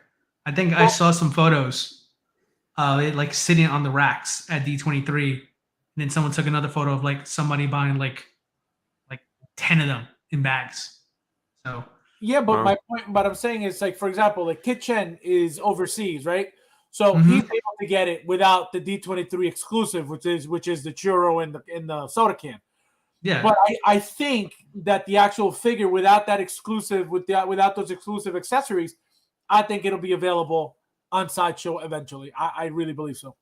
I want the churro if I buy that one. That's what I wanted. That's a big selling point. No, that's what I wanted, but I settled for it without it, so I'm getting it from Kit Chen. But yeah, I wanted the churro too. Jable says he got a notification that the swoop bike is charging on Friday, and I did hear other people saying that as well. So sounds like that'll be the next thing to release. So if you have that swoop bike, congrats. That's going to be coming. Riley's got a hot take here. He says you'll see figures hit 20 to 25% off. Sideshow's getting them out. Christmas will be nuts. Wow, it's bold. It's bold. It's interesting. I mean, we've seen some figures go 20, 25, 30%. Typically, it's the ones that nobody wants that get to the 30%. But they have been doing those daily deals too with like Fat I know Thor. Captain Marvel was 30% off for a day or two. Was Bro Thor? Yeah, they'll have those like for a couple of days for people to really jump on them. Right, man. Yeah. Eric says, wait, Scout Troopers see it 15%, $10 shipping, Black Friday deal. Possible. Black Friday does have good deals at Sideshow. I'll give them Yep. credit for that. They do. Eddie says, how's that Wolverine figure on discount? We got Payden 23 in the house. What's going on, Payden? Thank you for stopping in. Can't believe Rex is still in stock and discounted. Yeah. Oh my gosh, yeah, that's true. And what about Ahsoka? I mean, that was like everybody was hyped for this figure, and they're still in stock. They made too many, and yeah, I mean, too many of the same figure, people are eventually going to sell. And when there's plenty to sell and there's plenty to still buy from Sideshow, yeah, you know, it puts us in this weird middle place where you know you can't sell it and you don't want to buy it at retail. It's crazy. Well, like I've said before, and I'll say it again, once that thing sells out, eventually that'll be a grail. You'll see. Right. Yep, that we were talking about that earlier. That Coruscant guard is waitlisted after that big old deal that they were throwing at it. So, I say 48 hours is back. 48 hours is back. Yeah, until then. So, you know, even Django Fett, you know, he's sticking around here. That tumbler is definitely going to be in my dreams. You know, it's really good, man. You know what's interesting? I don't know if any of you have watched the House of the Dragon, but that's starting to kind of pique my Game of Thrones interest a little bit more too. And I actually sold my 3-0 figures, but you know, just I don't think I'm going to get them, but like just seeing them for like at the price point they're at, because I think 3-0 still has pretty competitive prices for what they're putting out. Absolutely. And then the 13% plus free shipping. It's just like, man, that's tempting. Fabs, did you watch Game of Thrones? Nope. Oh, gosh. Missing out, man. I thought House of the Dragon was great, so I hope they make those figures too. But fantastic. Even 3-0, I mean, they put out some good stuff, and their stuff's on sale. We have is this the Asmus Gandalf? You know, low stock, so this thing might be gone soon, but you can get it for a discount.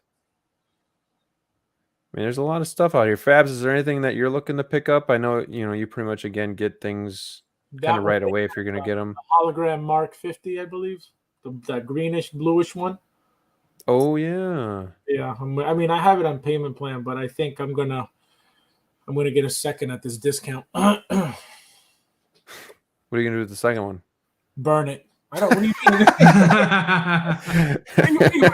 It's a tax write-off now. Man, there's. I mean, maybe get a Tony Stark head sculpt for it. That'll look nice. It's true. There's a lot of stuff on Tusken Raider I had interest in for a while, but now I've kind of put that to the side. That's a great figure. I have that one. I like that Tusken Raider. You know, and D'Lo, you brought up that Lando before.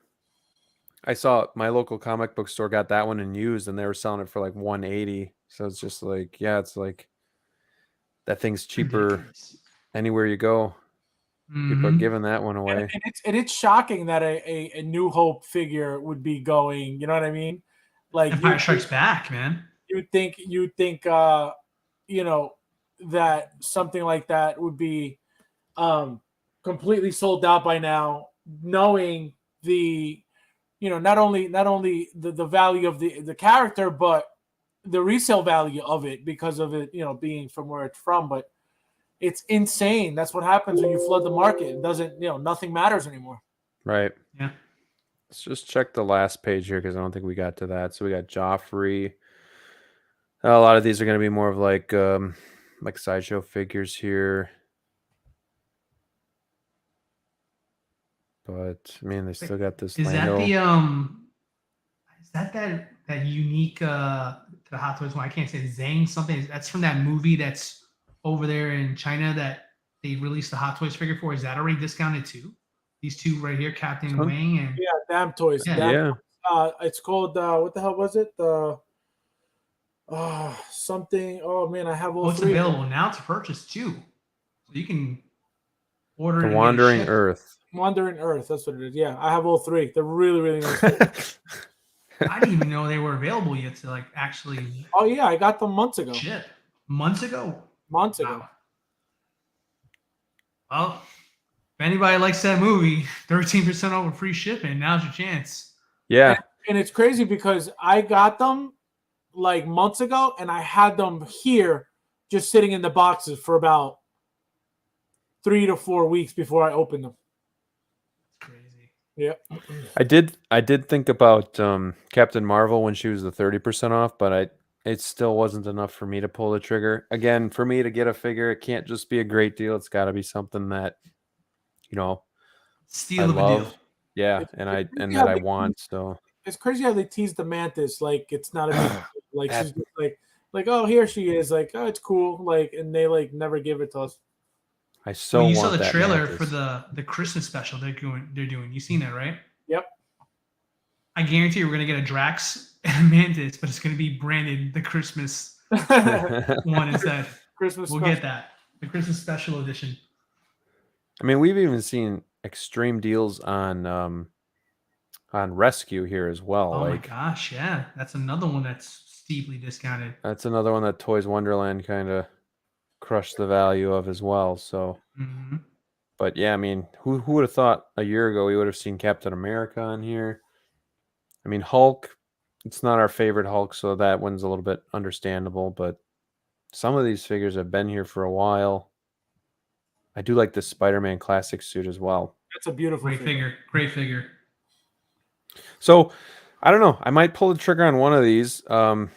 I'd like the tumbler, but at the same time, I don't have anywhere to put it. You know, Spider-Man's up there, Pennywise is up there. It's tough.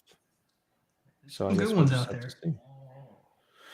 All right. Well, if you guys are, looking for figures, Sideshow definitely has that spooky 22 deal going on right now. So, head on over there if you want to check out some discounted figures. But for now, we are going to take a look at the collections that you guys out there sent us. I know a lot of you have been kind of waiting for that, waiting for us to kind of check out, your collection. And so we're going to do that right now. I'm just going to pull it up here as soon as I can find it. So again, some of you have multiple pictures. Some of you have, a picture of your whole display. I just kind of wanted to do something where, again, I like looking at your collections. It gives me ideas. It might give other people ideas of stuff to do. And, just kind of seeing what everybody's got kind of rocking in their collection. So this is from Austin Lordsky, I think it is. And I'm sorry if I butcher that. But so he's got Attack of the Clones Yoda. And then which Stormtrooper is this? I think that's Fives. And I've seen this case on like Sideshow where it's got like the spotlights and it looks pretty dope. Like if you want to have like one of your figures kind of like in spotlight and just kind of like on a shelf or something with this single case or this double case, whatever size it is, it looks pretty cool. I do like the spotlights here. I like the setup. You got a good little thing going on here. I like the pose. I did have that Yoda for a while, but then I actually sold him to get the Empire Strikes Back version. So really good stuff there. And then Austin also has Obi-Wan and Captain Cody. Commander Cody. So another two good figures right there. I think it's right next to his little display there. I've had both. Beautiful. I've had both those figures as well, and that they're very good. I really like this art print in the background. That's really cool with Mando. I think he's got this Tusken Raider. So it looks like he is definitely a Star Wars fan. I don't think so. I don't get that vibe actually. It's a very nice collection. And then he has, I think he's got a couple more. He sent me a bunch of photos. He's got the Return of the Jedi Luke. Nice. Right in the pantry. Looks awesome. But that's the thing, like You can use whatever you got to use to display your figures. I'm guessing this is Sideshow R2. It's tough to tell. That looks like maybe Force Awakens Okay. R2D2. You got a good eye. I like how he kind of put like Grogu here with Luke, and you can kind of make that Mando Luke out of the Return of the Jedi. I've seen a lot of people do that, with the cloak and everything. I think this is the one with the fat suit, right? This was the original Return of the Jedi, not the deluxe. Either of you guys getting that Mando Luke? No, I have this Luke and I have the Endor Deluxe Luke. So, and I have the Unreal Customs cloak as well. So I feel like I really don't need it. Right. I actually did that too. I actually got the Unreal Customs cloak, the wired cloak, and I had that for a while before I actually sold the figure. And it worked well. Yeah, it was a good kind of stand-in for Mando Luke, and plus I think I don't know. I've always had a hard time getting that Mark Hamill head sculpt right, so I couldn't tell whether I'd like the original one better or the that Mando Luke better. But I think the Snowspeeder looks pretty good, but I also think the Empire Strikes Back, the new one that's coming out looks pretty good as well, where it's kind of a mix of that one. Mando. Yeah, the Bespin. Yeah. I think it has to do with the hairstyle for Luke. I mean, I think the sculpts, both of them are good, but I think if you get the right hairstyle line, like this, it really makes the sculpt stand out. See, and for me, it was always the facial expression. He's got like the mouth kind of half open, and it was like, yeah, it's a little weird. odd.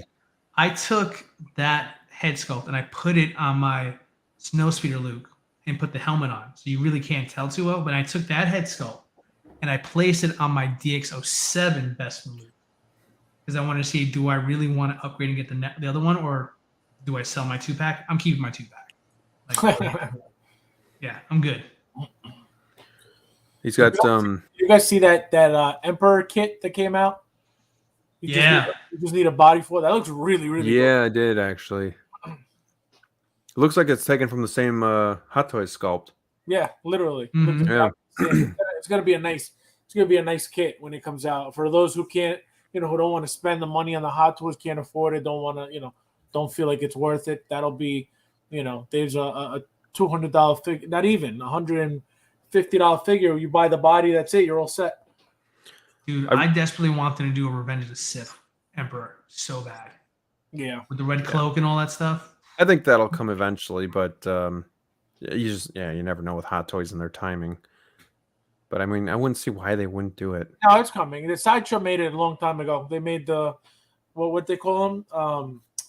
Not the Emperor. It was what was it, the Chancellor? The Chancellor. The Chancellor. They made a double pack, which is the one I have. I have the double pack of the Chancellor and the Emperor, which Sideshow back then with those figures were super, super crappy, very, very toyish, very, very bad head sculpts. But Hot Toys will definitely make that eventually, 100%. I have the Emperor with the throne as well, and I did display him with the throne for a while, and I love that throne. But for some reason, it just, with all my other figures, it looked cluttered. So, I like how he's kind of got it spaced out here where he can, do it and have the throne out as well, because it's definitely a great piece, and it's definitely a unique piece that adds to the nostalgia of the Emperor. So, because I grew up watching Return of the Jedi, so I always remember seeing the scene with Luke, Vader, and Emperor.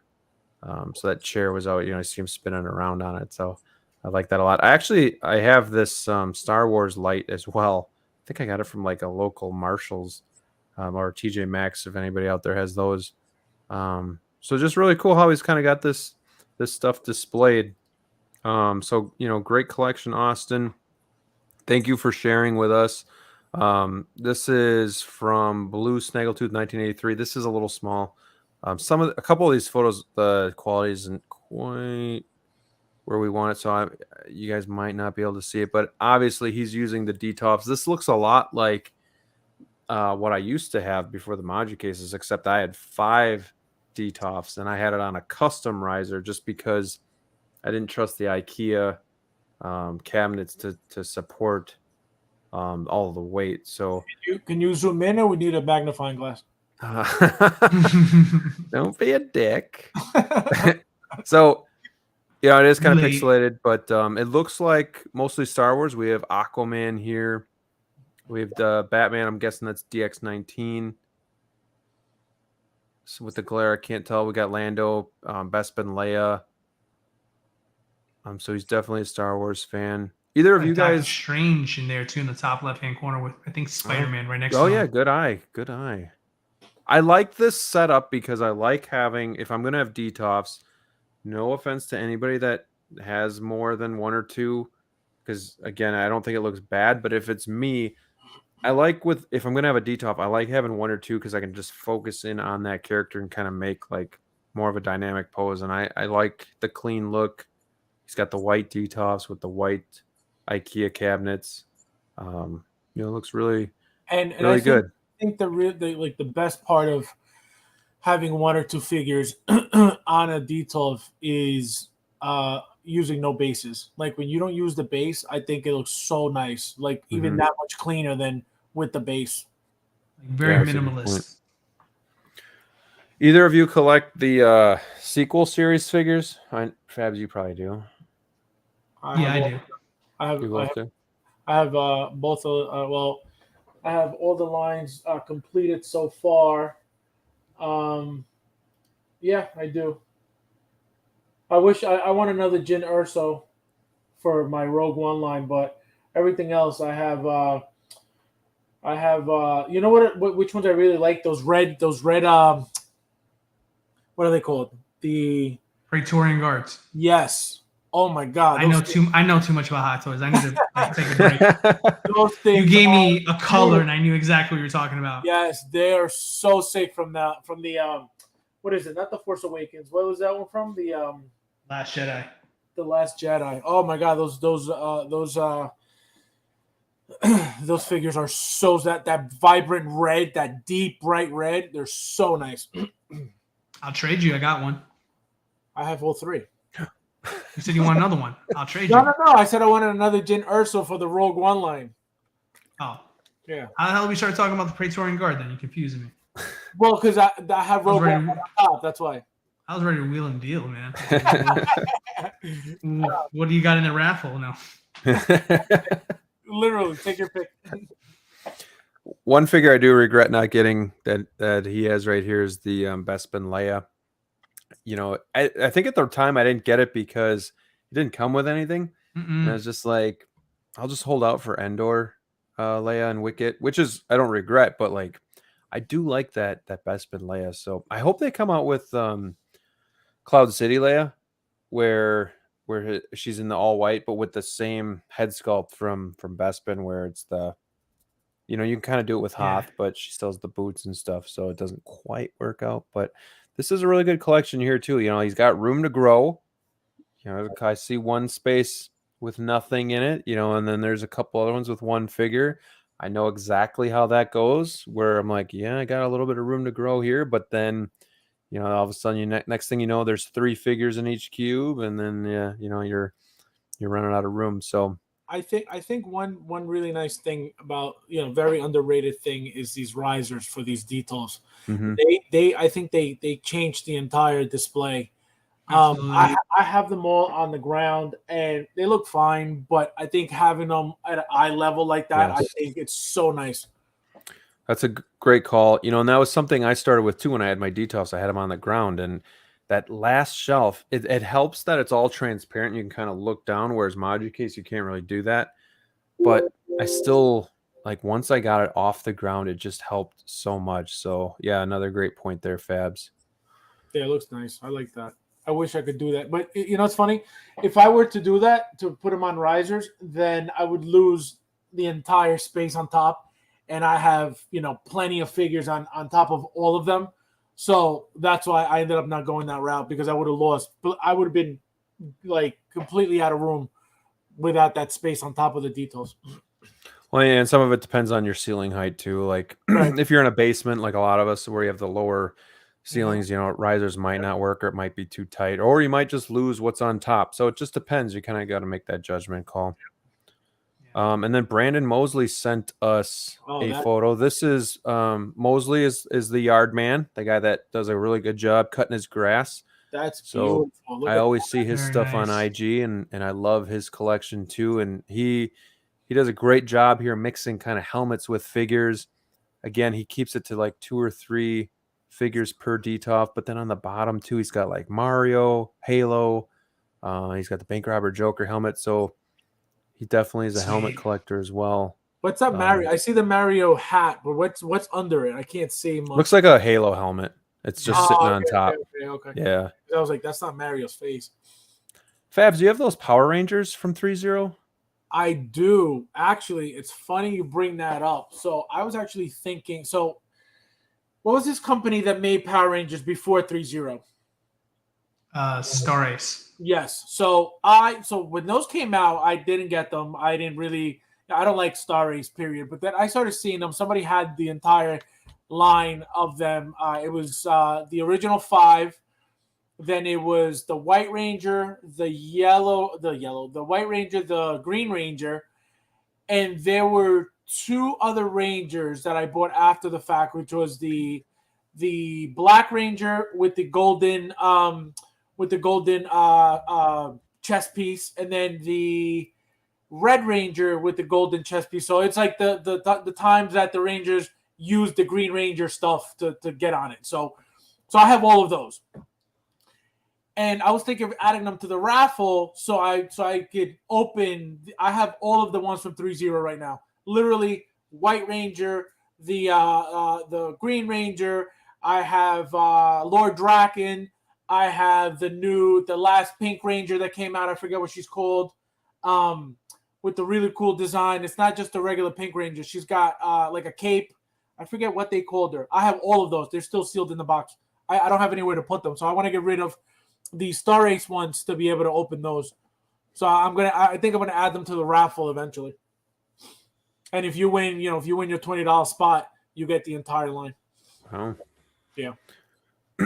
Growing up, I always watched Power Rangers, so they do have a special spot in my heart. I never picked up the 3-0 ones, even though it seems like a really good deal. But I like how he's got the helmets with the figures as well. And again, you guys can do like different stuff where you match, different types of collectibles together, different size collectibles, like different stuff definitely can work. So he's got some lighting going on. It looks like at the top, probably some light strips. I have those too, and it definitely helps, give the collection a little bit more life.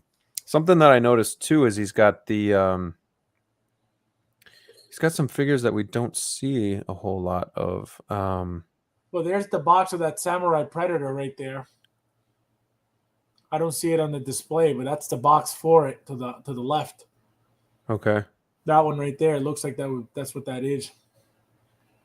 And look at the shelf to the left, all the way to the left, the second one from the bottom. That White Ranger, white and green, that's Lord Draken right there. That figure is so nice. That one, yep. Such a nice figure. So I got all of these plus that new pink one. And I want to open them, but I have nowhere to put them. Definitely a Star Wars fan as well. So he's got a lot of Star Wars stuff going here. And I like how he's got the Kylo Ren pose, kind of like a dynamic pose that looks really good. Here's a couple of Grails. Yeah. We have Luke and Han in Stormtrooper disguise. Yeah. I'm blanking on the name here, guys. I apologize. Cad Bane. Cad Bane. The Sideshow Cad Bane. We don't see, that's an older figure. You don't see that too often. So that's pretty cool as well. That's so funny. Look what he has next to him. Look at the Coruscant guard. Look what head he has on it. I can't tell. Yeah, what is that? Deadpool. That's Deadpool. Oh, Deadpool burnt head with the burnt head. Nice. I think it's regular Deadpool with the mask on. Oh, really? I can't see. It looks. Oh, maybe. It's just he's got his helmet on the floor, and that's a Deadpool head for sure. That's funny. He's got good. The Sideshow Grievous. That's actually looks. That's probably the best I've seen that figure look in a display. What? I give him props. Or no, his Grievous. Oh, Grievous. I like the way it's laid out there. Yeah. That pose is nice. Yeah, it's kind of like mine, but not really. So another very great great looking collection, Mosley. Thank you for Yeah, that's sharing. really nice. That's really clean too. This is from Collectors Oh, of I the already love it. Universe. I love it. Yeah, So Arnold, here, Arnold did it for me. Oh, yeah. yeah, same. look at the Predator right here in this little inlet. I love That's that. so good. That's Wow. humongous. Yeah, that I would love a Predator statue, like quarter scale, 1/3 scale. That would This is an be Arnold cool. fan, though. I mean, look at the inside of his detox, though. Look what he's got in there. Yeah. You know what This that is predator? sweet. You know what that predator looks like? It looks like it would be like a pet. You know what I mean? Like it looks like it's behind glass. Obviously, it's not, but it looks like it would be behind glass, like as a pet. like a lizard or a Like a chameleon or lizard. something. Yes. That's how sick it looks. Yeah, this He's is got nice. some heavy hitters. This in is that. really nice because I'm sure it looks like this is like his living room. So he sees this all the time. We're like, this is my office. I'm not in here Oh, that's like awesome. all the time. I would love to have my collection in front of the TV or by the TV's a little like, I'm gonna watch Terminator, and then I could like, Whose admire my figures collection while is I'm this? doing it. What's that, Fabs? Whose collection is this? This is Collectors of the Universe. Oh, this is really That nice. is super brave that he has 2 subwoofers by his I was gonna glass house. Again, That is so brave. he does not listen to music in there. I was like, guaranteed. And There's- this is a refreshing collection because it's stuff that maybe a lot of us have forgotten about, like Terminator, Predator, Alien, stuff that doesn't maybe get as much love as Star Wars or Marvel. We have DC even in there. But He's got I Blade, bottom right do corner. love the Arnold Oh, I want that one. picture as well. I've been that wanting this Blade. Ripley. Yes, that Ripley too is amazing. Do you have it? No. It's been on my bucket list forever to grab one of those. Yeah. Haven't gotten to it yet there, but I can see he's got the Blitzway 2-pack of Fight Club, Tyler Durden right there, top right hand corner. Nice. eye. I like the variety in this one here. Right. He's got some Mime T2 Joker. action, Joker. What else there? Looks like A bunch of Terminator here. Terminator 1, Terminator 2, Predator. bunch of Predator. This is Predators. That whole Bunch of Predator here. detail is Predator. I would love a Dutch. Who wouldn't want a Dutch? Gosh. That would be nice. Yeah, there's some. I gotta say You know though, I that think my one. favorite part is this Predator right here. Yeah, that's cool. And he's got It's the really light in cool. there too. It's a very nice, great display. Yeah, it's really nice. Bonus points for the poster of Arnold. Yeah. Jables says lots of figures I wish I had. Same here, brother. Mhm. A lot of those Terminator ones, Alien, like I said. If he would have showed just the Predator to the left and the Arnold poster, he would have won.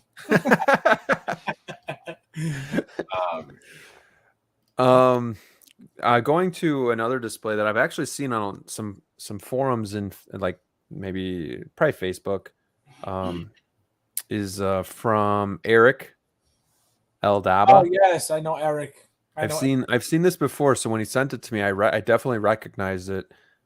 This is another one that I like, and I've always said like I like to keep 1 to 2 figures per DTOF, but the way he has it staggered and evenly spaced, I think it really looks works. beautiful. No, it looks. It really works. nice. It doesn't works. look. It doesn't look overcrowded, even though Right. it's the same figure. 7 times. You could actually see each one separately. It works very well. I don't know how to. I mean, obviously, I understand the risers and stuff, but they worked out perfectly, and they all look. You could, like I said, you could see them all exactly what they are. They're not overcrowded, even though you would think it's all black in there because it's all Batman. It looks really nice, and I know this guy. He's in my group. He posts his stuff a lot, and it's funny because somebody in the group as well, that used to be in my group, called him out. So he posted that at this time he has about 600 plus figures. So the guy who loves to do this to people says things that never happened under his comment about having 600 plus figures. And I was like, yo, so disrespectful. And I was like, this guy is such a scumbag. He does this to everybody, but he's the one with no collection at all, calling people out. So it was funny as hell. I like Lurker calling out somebody with his 600 figures. Nice. one of my favorite figures in my collection is the quarter scale Dark Knight Rises Batman. Yes, and I have it as well too. It's Very beautiful. nice. I like Very, how he's very got nice. the quarter scale up here. He's got all of them. He does. He's got Batman Begins, 2 of them. He's got Dark Knight, 2 of them. Something I've always liked that some collectors do too is I like the same figure but different variants Yes. all together. I think that looks really cool. I just don't have enough variants because me, I'm not a big I one and then I get a different character. But if I could do this, this is awesome, and I'm a big DC fan, so this definitely is something that speaks to me. I like this Joker sitting here. He's got a couple Cos babies. It looks like still Hot Toys. I really like the mixed line right there in the middle where his version of the Justice League where he's got looks like BVS Batman, Dark Knight, BVS Superman. To say, I apologize. His Dark Knight Rises Batman. He has the solo movie Aquaman and the 1984 Wonder Woman. I think that's such a good look. Yeah. I mean, these characters all belong together, but they're not from the same line. But it works. Mm-hmm. I like that. Plus, it gives it a splash of color in there too. Yeah. The colors do pop. Another figure that I really want is that 66 Batman. Yeah, well, you could have the Batman Robin now from what do you call it? That just feels dirty. I need the Hot Toys. That just feels dirty. And he's got room to grow too. I mean, with how he's able to get all these figures in here, he can get another 20 figures here. Yeah, no, and it makes him look really, really nice. So, yeah, it's all about how you stack them up. Yeah. The staggering works because you can still see all the figures in back. So, yeah, very nice.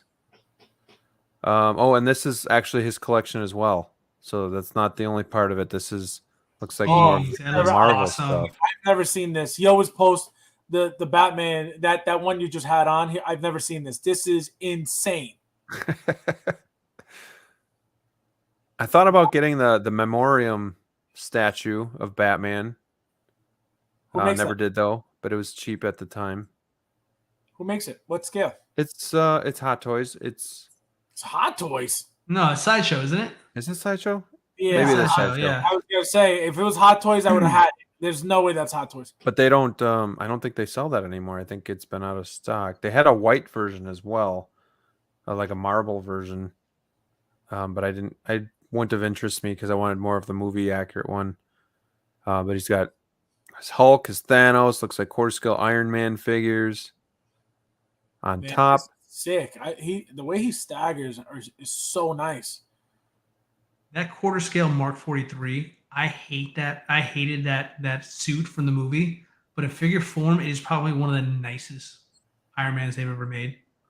Just because it looks so different. The one that went in the Hulkbuster? No, the Mark 43, the one that's like the gold body on the top right hand corner. 42. That's 42. 42? Oh, 43. 43 went in the Hulkbuster. Yeah, you're right. 42. That one right there is my personal favorite when it comes to figure format. Just because it looks so different. In quarter scale, it looks amazing. That's like my favorite one. And it's funny because in the movie, that's always been my least favorite suit. Right. I don't like it in the movie.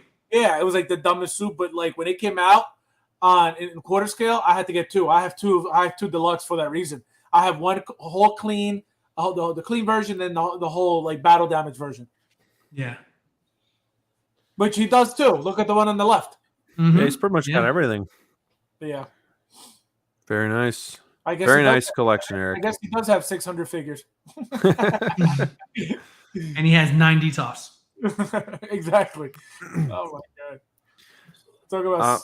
Then this is from Collectibles, a friend on IG, and there's a funny story about this one. So you see how he's got 2 white DTOFs on one on each end, and then the rest of the dark. Yeah. Those 4 DTOFs were mine. I knew it. Oh, no kidding. I was like, I literally just said they used to be yours. Yeah. So back when I got my Module cases, so I'm about 30 minutes north of Milwaukee, and Frank is I think he's around Chicago. So he was always we were friends on Instagram, so he was like asking me if I was going to sell them, and this was before I even had the Maji cases. So I'm like, yeah, because then I don't have to work on finding a buyer. So I'll just let you know as soon as my Maji cases come in. So he drove up and he picked them up, and we made a deal. So it's like my Detoffs here kind of live on, and Frank has them. So he's done really good things with them here. He's got, it looks like, some Legos with his collection. Simple, yet I think effective here. He's got this third-party Green Goblin that looks pretty cool. But he's got some good poses too here. Yeah. Oh yeah. I wonder who makes this Frankenstein head.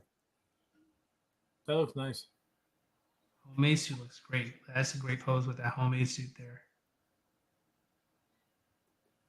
Mysterio, Arkham Batman. That's Batman Beyond. Batman Beyond, sorry. Well, no, it's from the video game, but it's that suit from, it's Batman Beyond suit from Arkham. He's got Bizarro down there.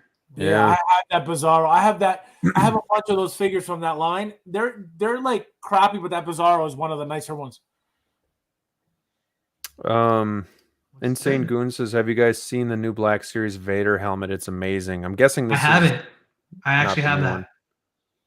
Yeah, I'm in the middle of renovating my. Oh, well, I hadn't taken out the box yet. I have it still up inside the box. I just started renovating my whole room to get myself prepared for my Majigate set, which I just spoke to them yesterday. They said it'll be shipping at the end of November, so very exciting. So, but yeah, here, let me see if I can turn my camera around. I have, my room looks like a mess because I literally painted and put a whole bunch of stuff here. Actually, I can't even get to it there. You can probably, yeah, you can see some of them right there. So you can see on top of this one. Oh yeah. I have my my Luke helmet there. I have Wedge. Can't see it up here, but I also have on this white, that white one up there. You can't see it because of my camera angle, but I got the Mando. I got Ahsoka. I've got who else? I have both Boba Fett's, the battle damage and the repainted model. Okay. And I just pre-ordered that new. Fix my camera, keep it locked in for now. But I just, with my new one, I just pre-ordered the new Phase 2 Stormtrooper helmet that they just announced. So that is part of the collection the hobby I got into during the pandemic when I couldn't buy any Hot Toys. I went to Galaxy's Edge. I have tons of lightsabers. I'm going to say it's going to be a cool room when I'm done with it. It's going to be a bunch of helmets, a bunch of artwork, and a bunch of lightsabers. So I know you don't have your own YouTube channel, but you got to find a way to do some sort of like room tour so that we can all see. I'll post it on Fab's channel there, and I'll charge him for it. Post in the group. How badly you want those views, Fabs? How bad do you want them to like and subscribe? I'll sell my soul for those views. Some influencers already do, man. Yeah, Jable says he's addicted to those helmets. Best I got a value in couple. the market. Yeah, I mean they're cool. I got a couple. I have the Mando one, and then the Return of the Jedi or New Hope, maybe a Stormtrooper. I did have the Vader, but I actually traded it in. They're cool, and they look great for the price that you're paying. So this is from the new Obi-Wan show. This new helmet. So yeah, upgraded from the Phase 1. I've seen that Vader one. It looks pretty cool. It's pretty good. Well, Frank, you're doing really good stuff here with your collection. I like it. I like the poses. Thank you for sending. Keep up the great work. Anybody know what these lights are? Are they the what do you call it? The IKEA They're not lights? the Luke lights. They're IKEA lights. Well, not the Luke. The ones from mine are the lights I did, so they're just the Home Depot lights with the Amazon V channels that I put in. I'm guessing he did the same thing. Bright. They're super bright. They're really nice. Yeah. Very nice, very nice. And then here we have Hot Toys XNK. Anybody know what kind of display this is? This is an interesting one. That's really nice, though. Kind of like a Billy almost. Yeah, it looks like a Billy, but it's nice because it's still enough that you can enough viewing area that you can see in. So it's definitely very, very, very tall. The space. I love what he did with it. I mean, look at the one with Han and what's his face, Greedo there. Oh yeah. It looks like he's in the cantina again. I like that. That's a nice setup there. Oh You yeah, got look at that. the sand trooper that just may have just walked into cantina while they were talking. This is a nice setup there. I like that. He's got the nice table there too. Mm-hmm. You know, again, like it doesn't matter like if you have 5 figures or 800 figures. Like, if you display them in a certain way, it's still going to be just amazing. Like if you have 5 figures but you display them so in a nice way, things can look good. He's got the lightsaber up top, which just a little touch that adds a lot of effect to the display as well. And you don't have to have DTOF or Module Case. Like, this is something different as well that still looks really nice. It's all on how you display it. Yeah. Right. Again, a little bit of change too. He's got a Predator. It looks like the classic Predator with the alien. I'm gonna guess alien warrior, but I'm not sure. Alien figure there. Mm-hmm. Yeah, very very cool. Isn't that the big chop? No. No, this one's a big chop. I don't know which to one tell that you the is. truth, It's not from Big here I Chap. can't really tell. That's not the last one the Hot Toys made? The I forget what they called it. Was it the Warrior? They made the Alien Warrior, and then Big Chap. I think Alien Warrior was the last one they made. Yeah, so that's what it looks like then. Yeah, because the Big Chap was like standing tall, straight. Right. I mean, even the one that doesn't have hot toy, it's just got a helmet, some artwork. It looks like some kind of maybe a art book or something like that on the top there. I don't know. That looks nice too. I think he also has, it looks like maybe a lightsaber stand. So maybe he's looking to purchase a Darth Vader lightsaber to put next to it. Oh yeah. That's nice too. Very nice. Some very nice collections in here.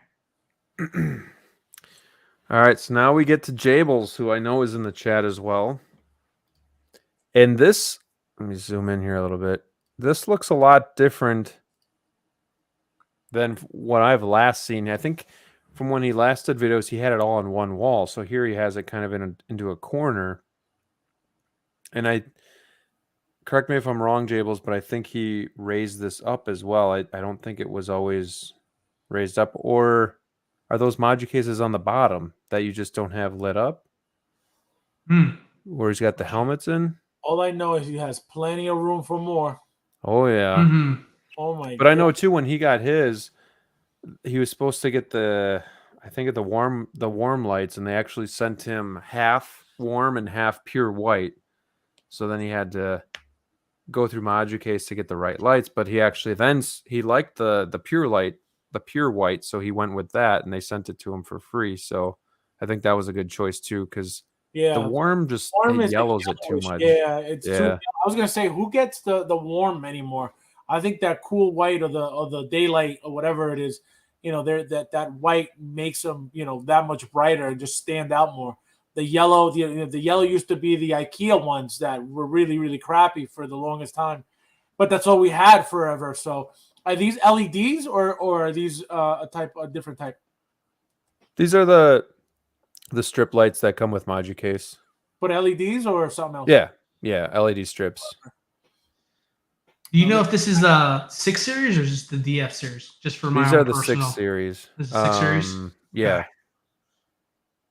So those are custom bottoms, but I'm going to change to 4 times high with the 4-inch legs. Interesting.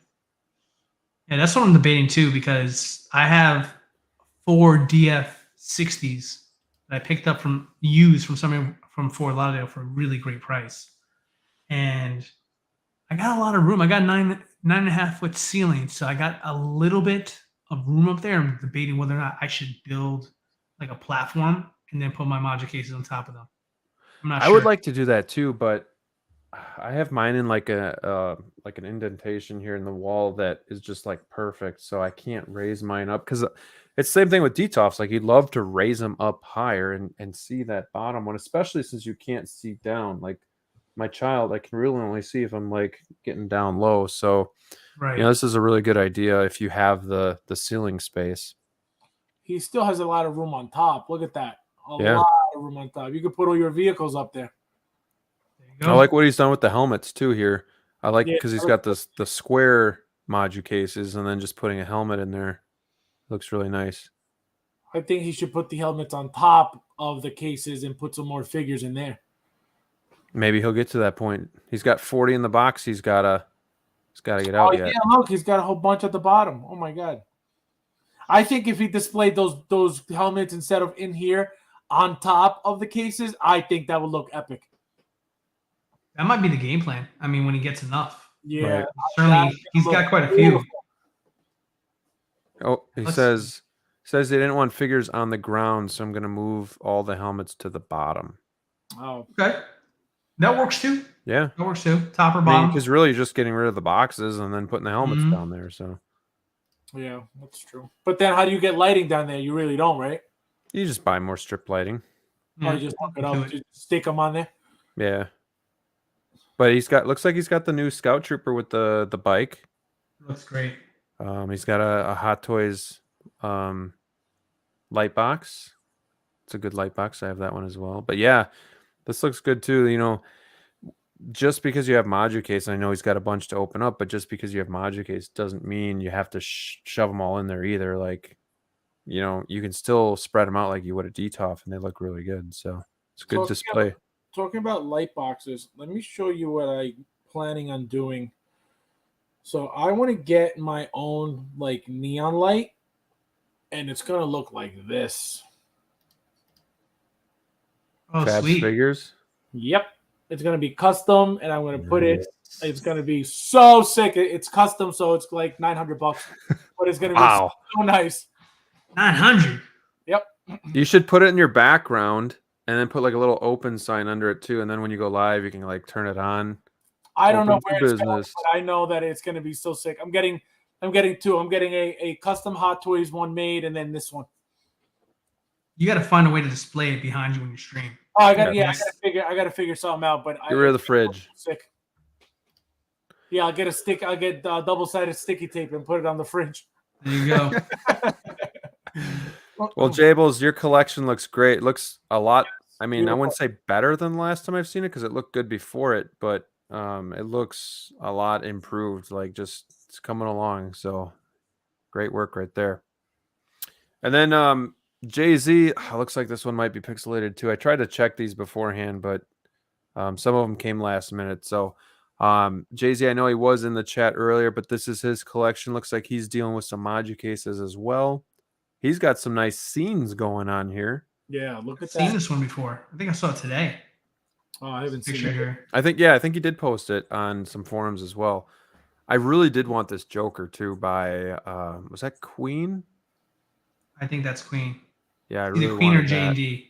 I think it's Queen. And that thing is actually, you can find that for like a third or 2/3 of the price that it was selling for retail Really? on eBay. But he's got some DC going on here. I like what he's done where he's making a scene. I know I've tried to do it too with mine. Mine's not as dynamic as his. So I can appreciate that. But then he's got some statues incorporated here as well. Are those module? What are those? The DF one. I'm Those guessing- are the DF120s. Yeah, I was Those are gonna 120s. say. That's what I got coming. Yeah, those are the best ones to get. Now, to get that height on the figures, it's all risers. I'm assuming. Right. Yep. Yeah. He's I got bought the looks like special risers dynamic from Module stands Case here now. too. Like the built-ins you can put in there. I bought those from them.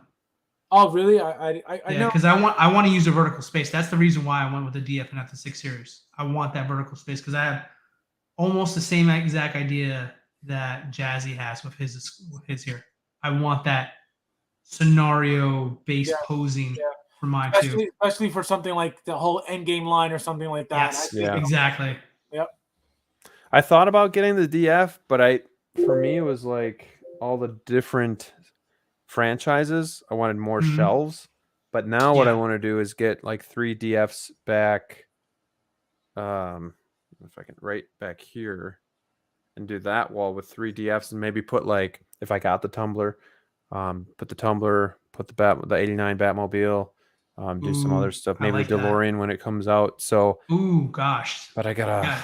gotta save up for that. So, I was thinking of maybe trying to work a deal with Moducase if they could if I could buy it, if they get it to me sooner, and I'd review it for them. But I don't know if they'll do that. So I don't know if they'll shove me ahead of the line. But it might be worth call for you. Might be worth trying. Aren't you the ambassador for module cases at this point? I've done stuff for them. So, I even just sent them some photos that they asked for, today. So they posted on their IG. So I saw your collection on there. I knew it was yours. And I was like, because I was looking at them, was it yesterday or something or today? I don't remember. And I was like, why does this look so familiar? And I'm like, oh my God, it was him. Yeah, so I thought about getting ballsy and just asking them, like, hey, if I pay for it like normally, can you send it to me, drop ship it? No. Can you skip 1,000 people and then? If I get an email after the stream, after they told me yesterday that it's coming in November, it'd be like Dumb and Dumber. Seabass and the boys said they'd pick up our check. Hilo said he would just take my spot and I'd take his. Oh, all right. Well, Jazzy also sent this one too. This is something you don't see too often. We got the Enter base stuff going on here. Oh, this Jordan and Pippin and Rodman, I guess. But this looks sick. I think that quarter scale was Enter Bay because I don't think anybody else made that. I don't remember. Do I remember that? I have literally every single basketball figure you see here and more. But that quarter scale is beautiful. And I don't have what's his name, the bottom left. What the hell's his name? Steph Curry. Yeah, I don't have him. That one on top, that double, that two pair right there with no, right above Steph Curry. Oh, right here. What's his name? Allen Iverson. Allen Iverson. This set here was an exclusive set. You cannot find this anywhere right now. And I bought it from Big Bad Toy Store, and I think I was either the last one or the second to last one. Once I bought it, it was sold out immediately after. And then when I went looking for it, it was going for like $1,000. I looked out because everybody wants the one on the right. The one on the left you could get anywhere, but the one on the right, it's like a street version one. So nice. You can't get that anywhere unless you get the double pack. And I'm so happy about it. I got a serious question for you about this here. Yeah. Do you watch basketball? I grew up watching the 90s Bulls, so I know all those guys. Now obviously, who doesn't know LeBron? Who doesn't know who was number 13 on the Bulls during that time? I can answer that. So, Luke Longley. Yeah, no, I don't remember. That's right. That, but I was 9 years old. I was 9 years old when I was watching them. So, but that's why I got them all. I got the entire line. I remember the Phoenix Suns with Barkley was, I remember like all those big guys back then. I remember that for the Knicks, John Stark. I remember what the hell was the other guy? Patrick Ewing. I remember all those guys. Just a question. No. That's like the era that I grew up with, so that's why I remember. That's why I got all those figures. I don't have anybody new. Like I don't have, like I said, Steph Curry. I don't have him because I don't watch him. I know who he is, but I don't watch. I don't watch basketball now like I used to back then. Yeah, all I have is I have the Kobe 2-pack. Actually, you can probably see a little bit on my screen there, but yeah, that's the only ones I wanted. And honestly, like basketball for me wasn't the same after he passed away, so I just stopped watching recently. But yeah, this is awesome. This is cool. I love really nice the '96 Bulls. I mean, you got Pippen with Rodman and Jordan. That's very clean stuff. And also, let's not gloss by the fact that he put backgrounds in his detail. Yep. I love when people do that. I did that myself when I had detox. It really livens up the collection. It creates a scene per panel there. So this is right up my alley of what I would pick if I still have my detox. Yeah, no, they look really nice. Even the Shaqs, even though they have the Lakers Shaq, but it was a double pack, so it came with the Magic, the Orlando Magic's Shaq, which I have. And they also came out with it was a double pack of the Orlando Magic and the Lakers Shaq. They came out with I have a LeBron, I have those Allen Iversons. I have pretty much the only Jordan I'm missing is the white. It was where is it? Let me see if I could see it. It was the away jersey, Michael Jordan, which it was the white suit and then the white uniform. I didn't even know that it came out. I didn't know, that it was out for pre-order or anything. And then when I went to look for it, $1,200. I was like, I'm good.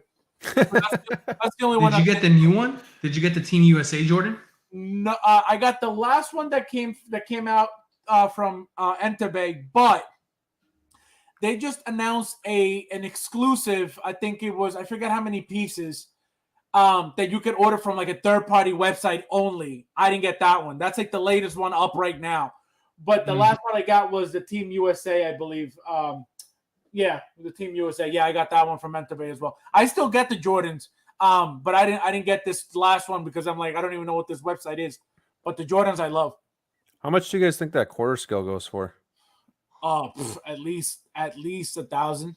Oh, that would be the one I would want. I'm gonna look it up because I don't remember who even made that. I want to say Entebbe, but because I love it that he's in his warm-up suit too, because it hides the joints and just makes it look. I love the pose too that he's got here with the ball in between the legs and just like a national anthem pose type of thing. Yeah, it looks great. And you got a weird flex. You have Conor McGregor next to Blake Griffin for some reason, but I mean, other than that, this looks fantastic. No, is Shaq eating a pizza here or something? Shaq I'm eating a pizza. He got some Papa John's. Yeah. There you go. Here it is. Yeah, Entebbe, you ready? Yeah. Quarter scale Entebbe HD Michael Jordan NBA Chicago Bulls 23 new free ship $1,250. Wow. Wow. Yeah, I don't remember them making this ever. And if I do, it's because I wasn't what do you call it? I wasn't into quarter scale at the time. Let me show you the price. Hold on. Sitting on a gold mine. Yeah. Look at that. Yep. Insane. Crazy. Well, Jazzy, you got a great collection there. That's really nice. That's awesome. Let's see. We got the Pop Bro. He's got three photos that he sent me here. So he's got a DTOF here. He's got some pops. He looks like he's trying to display his boxes as well. He's got this cool. God, I'm blanking on names today. Stanley. Help me out. Yeah, Stanley. Jeez, the Stanley from, was that Guardians of the Galaxy 2? Mm-hmm. Yeah. That's a cool figure. I know a lot of people like that one. We got some Endgame figures here. You would think that after he passed away that these figures would have, number one, sold out immediately, and number two, skyrocketed in price. That's a good point. And neither one happened. Right. And like the Thor Ragnarok one is just always like 30% off and free shipping, and it just doesn't seem to move. So I mean, the part 2 Guardians ones sell out very fast, but I feel like with Hot Toys going back to the well and doing another Stan Lee figure so quickly, I think it kind of hurt both figures. That's a good point. Yeah. He's also got Thanos battle damage. Yep. We got Rescue. We got Nebula. Nebula is actually a really underrated figure in my opinion. Agreed. That one I thought would have climbed in price more. It really hasn't. Because they made so many. That's why. Yeah. But I love that figure. I'm glad I got it. It's a great figure. I think we should have gotten an exclusive with the different piece for the head, the swappable little insert here. I think that would have been cool, but of course not. Why go above and beyond, right? Exactly. Save it for the next figure, man. Come on. Exactly. The 3011 is always kind of interests me as well. It's probably a little bit too soft for me to get, so I probably won't, but I like it that they've branched out and done Stranger Things, because obviously I watched that show too. So 11 is pretty cool. They got a Demogorgon as well that they sell. Looks like he's got the Sideshow Mall on the bottom, which to some people they like better than Hot Toys just visually. Looks like the DX19. Statue of Ellie right next to The Last of Us Part 2. Got a statue of Ellie right there on the left-hand side. Yeah, nice. So again, the DTOFs, it's got some lighting, so that's really good. I think lighting is very important. If you're gonna have a collection, just to kind of show off your stuff. That was one of the things. I mean, I did right away before I even put any figures in my DTOFs. I want to make sure I had lighting, and I know some people, it's like, well, I put most of my money into the figures, and then if I'm lucky, I'll get like a DTOF or something, and then if I'm even luckier, I'll get lighting. I would just tell people, yeah, lighting is. It's just like photography. Lighting is just very important. So show off your figures in a good way. And then the last one I have here is the Valley Collector, and Look he at sent that, me. Gates. Oh my god. He sent me this, and this is obviously Boba on the throne, but then he had a custom Yes. Jabba the Hutt Yep. base made Yep. for it. So I've seen again, those recently a lot, like after the throne figure came out, and I'm like, where are they getting these things? They look amazing. And then I noticed that it was custom. I was like, oh man, this is really, really nice. and again, I'm sure he has got more figures. This is just kind of what he sent me. But like again, He doesn't one need anything figure, else. yeah, one figure, and it speaks volumes, and it sets the tone for this area in his collectible room, and then you have the print behind it too, which looks pretty awesome. So And wait till What's Her Name comes out and he has her right next to him. Forget it. There you go. forget about it. Yeah. Yeah. What's her name again? Don't ask me. I'm blanking on everything tonight. I'm rescuing you guys with all these names tonight. I swear. What's her name? Fennec. Fran. Fennec. Yeah. Yes. Fennec. Fennec. Fennec. That's it. Yeah. Fennec. Yeah. Fennec That Sham. one's perfect. No, this is good. I mean, again, this is another Boba that I thought I was gonna get when it was out for pre-order, and then time passed, and the show came out, and then I just kind of just didn't. But man, it does look good. I wonder if this is on sale. I'd rather get the Book of Boba one because it's a little bit more different between Yeah. the I forget what they call the battle damage, the older armor. This is considered the repaint. I forget what they call the other one. The bird poop. My bird poop double pack. Double pack, yeah. Say that 10 times. But yeah, I would rather get that one and see if I can find this throne loose, because that is really the only thing that makes me want to buy this one. If I could have gotten the throne. I mean, I saw the throne loose today actually on eBay for $225. That's not bad. Not terrible. It's not terrible. I mean, but yeah, I would grab the throne loose, and then I would personally like to get the other Book of Boba Fett one, just because it's cleaner and it's got some more changes. This is just a repaint. Mm-hmm. So, yeah, it doesn't look like this one is on sale on Sideshow. Boba with the throne. The 2-pack is, and so is the single figure, but not the with the throne. Must be too new of a release. Possibly. I didn't see Echo on there as one, and that was just in stock last week. I know, because I ordered it like the second it became available, so I could throw all my coupons on it. Yeah, Will C says I'm sure he's waiting for that Fennec. Yeah. Oh yeah, he probably wants to do it just like this. And it's gonna look beautiful. Yep. It is. Yeah, sweet custom base, definitely. Her head sculpt came out amazing. Yeah, for sure. Well, thank you all for participating in that. Thank you for sending me your collection. It was fun to just see, what you guys all have out there. Yeah, I know it inspires me, so maybe it'll inspire other people too to kind of do things with their collection. So I appreciate it. I think we're going to do it again, maybe in a few months, just kind of as time passes. If anybody else wants to do it, it's fun taking a look at your collections. So appreciate that. Let's do it tomorrow. Yeah. Yeah. Just send me the same photos and we'll do it again tomorrow. No. But yeah, we're actually almost an hour longer than I thought we were going to go, but we had really good conversations tonight. Dilo, I appreciate you being on the stream. You're welcome anytime that you want to be on the show. So I appreciate that. Fabs, if you're on, if I'm desperate, but other than that, no, I'm just kidding. Fabs, I love having you on here. So chat, again, we got 38 in here right now, so hit that like button. Thank you guys for sticking with us throughout the whole show. It was a lot of fun. We talked about a lot of good stuff, so hopefully you guys enjoyed it as well. But yeah, other than that, I think we're just gonna head out. We're gonna call it a night. But I want to do a video maybe towards the end of the week or next week. Maybe my top 5 figures in my collection right now. So maybe just stay tuned for that.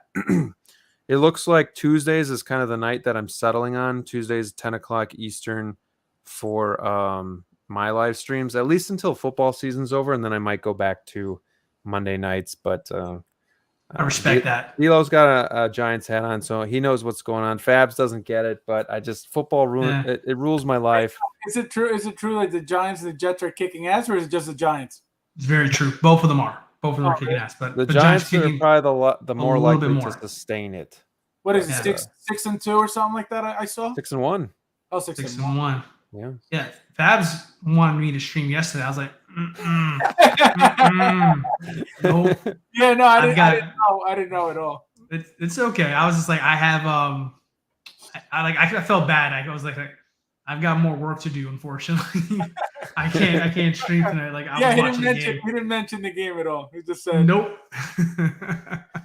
Yeah, I'm in a couple I'm in 3 dynasties. That's pretty much all I do nowadays. But I had Breece Hall in 2 of them, so I'm definitely salty. One league I had Mike Williams go out, Breece Hall go out, Same. Amon-Ra St. Brown go out, and I still beat the guy by like 20 points somehow. He had Lamar Jackson, Mark Andrews. He had God, I'm really bad. He had Jared Goff, which helped me out a lot because he had like 4 turnovers. But yeah, it was just a lucky break. But I told the guys that I'd rather lose to you this week and have all my guys come back because this sucks. So yeah, I pulled the trigger on a trade I gave away Juju and Kenneth Walker. In return, I got Mike Williams and Dalvin Cook. And I took it, and this is my first week playing Mike Williams. Done. I traded him in a league, and I got a 1st-round pick actually last week too. So I was like, well, dodged a bullet there, but the Breece Hall one sucks. So what are you gonna do? It's football. It's football. Come on, Fabs. Fabs looks so confused. Like, what is this? Is fantasy football? First-round picks. I played football in high school, and I never did any fantasy football anything just because I'd rather play the sport than like watch it. I don't watch it.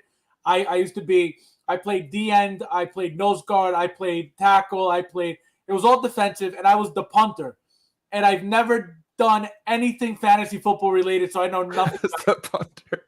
Like that's the most random position they threw you at punter out of, like all the I played grinding. I grew up playing soccer. Like, I've been in the trenches kind of positions. I was a soccer player first and foremost, so I played football because of my size, but I was playing traveling soccer, and I was doing football for the school Monday through Saturday, and then Sundays I was doing traveling soccer. I'm born and raised in Colombia. All we know is soccer. So I was. Did you know the rules of American football when they made you play, or did you coach you like Fabs? Hit this one. Just kick the ball. I did. Yeah, kick the ball. I did. Let me. This is gonna be funny. So I do the rules. Very Waterboyish. This story, the way it's going right now. I knew the rules, but I never played offense because I didn't understand the plays. I only played defense.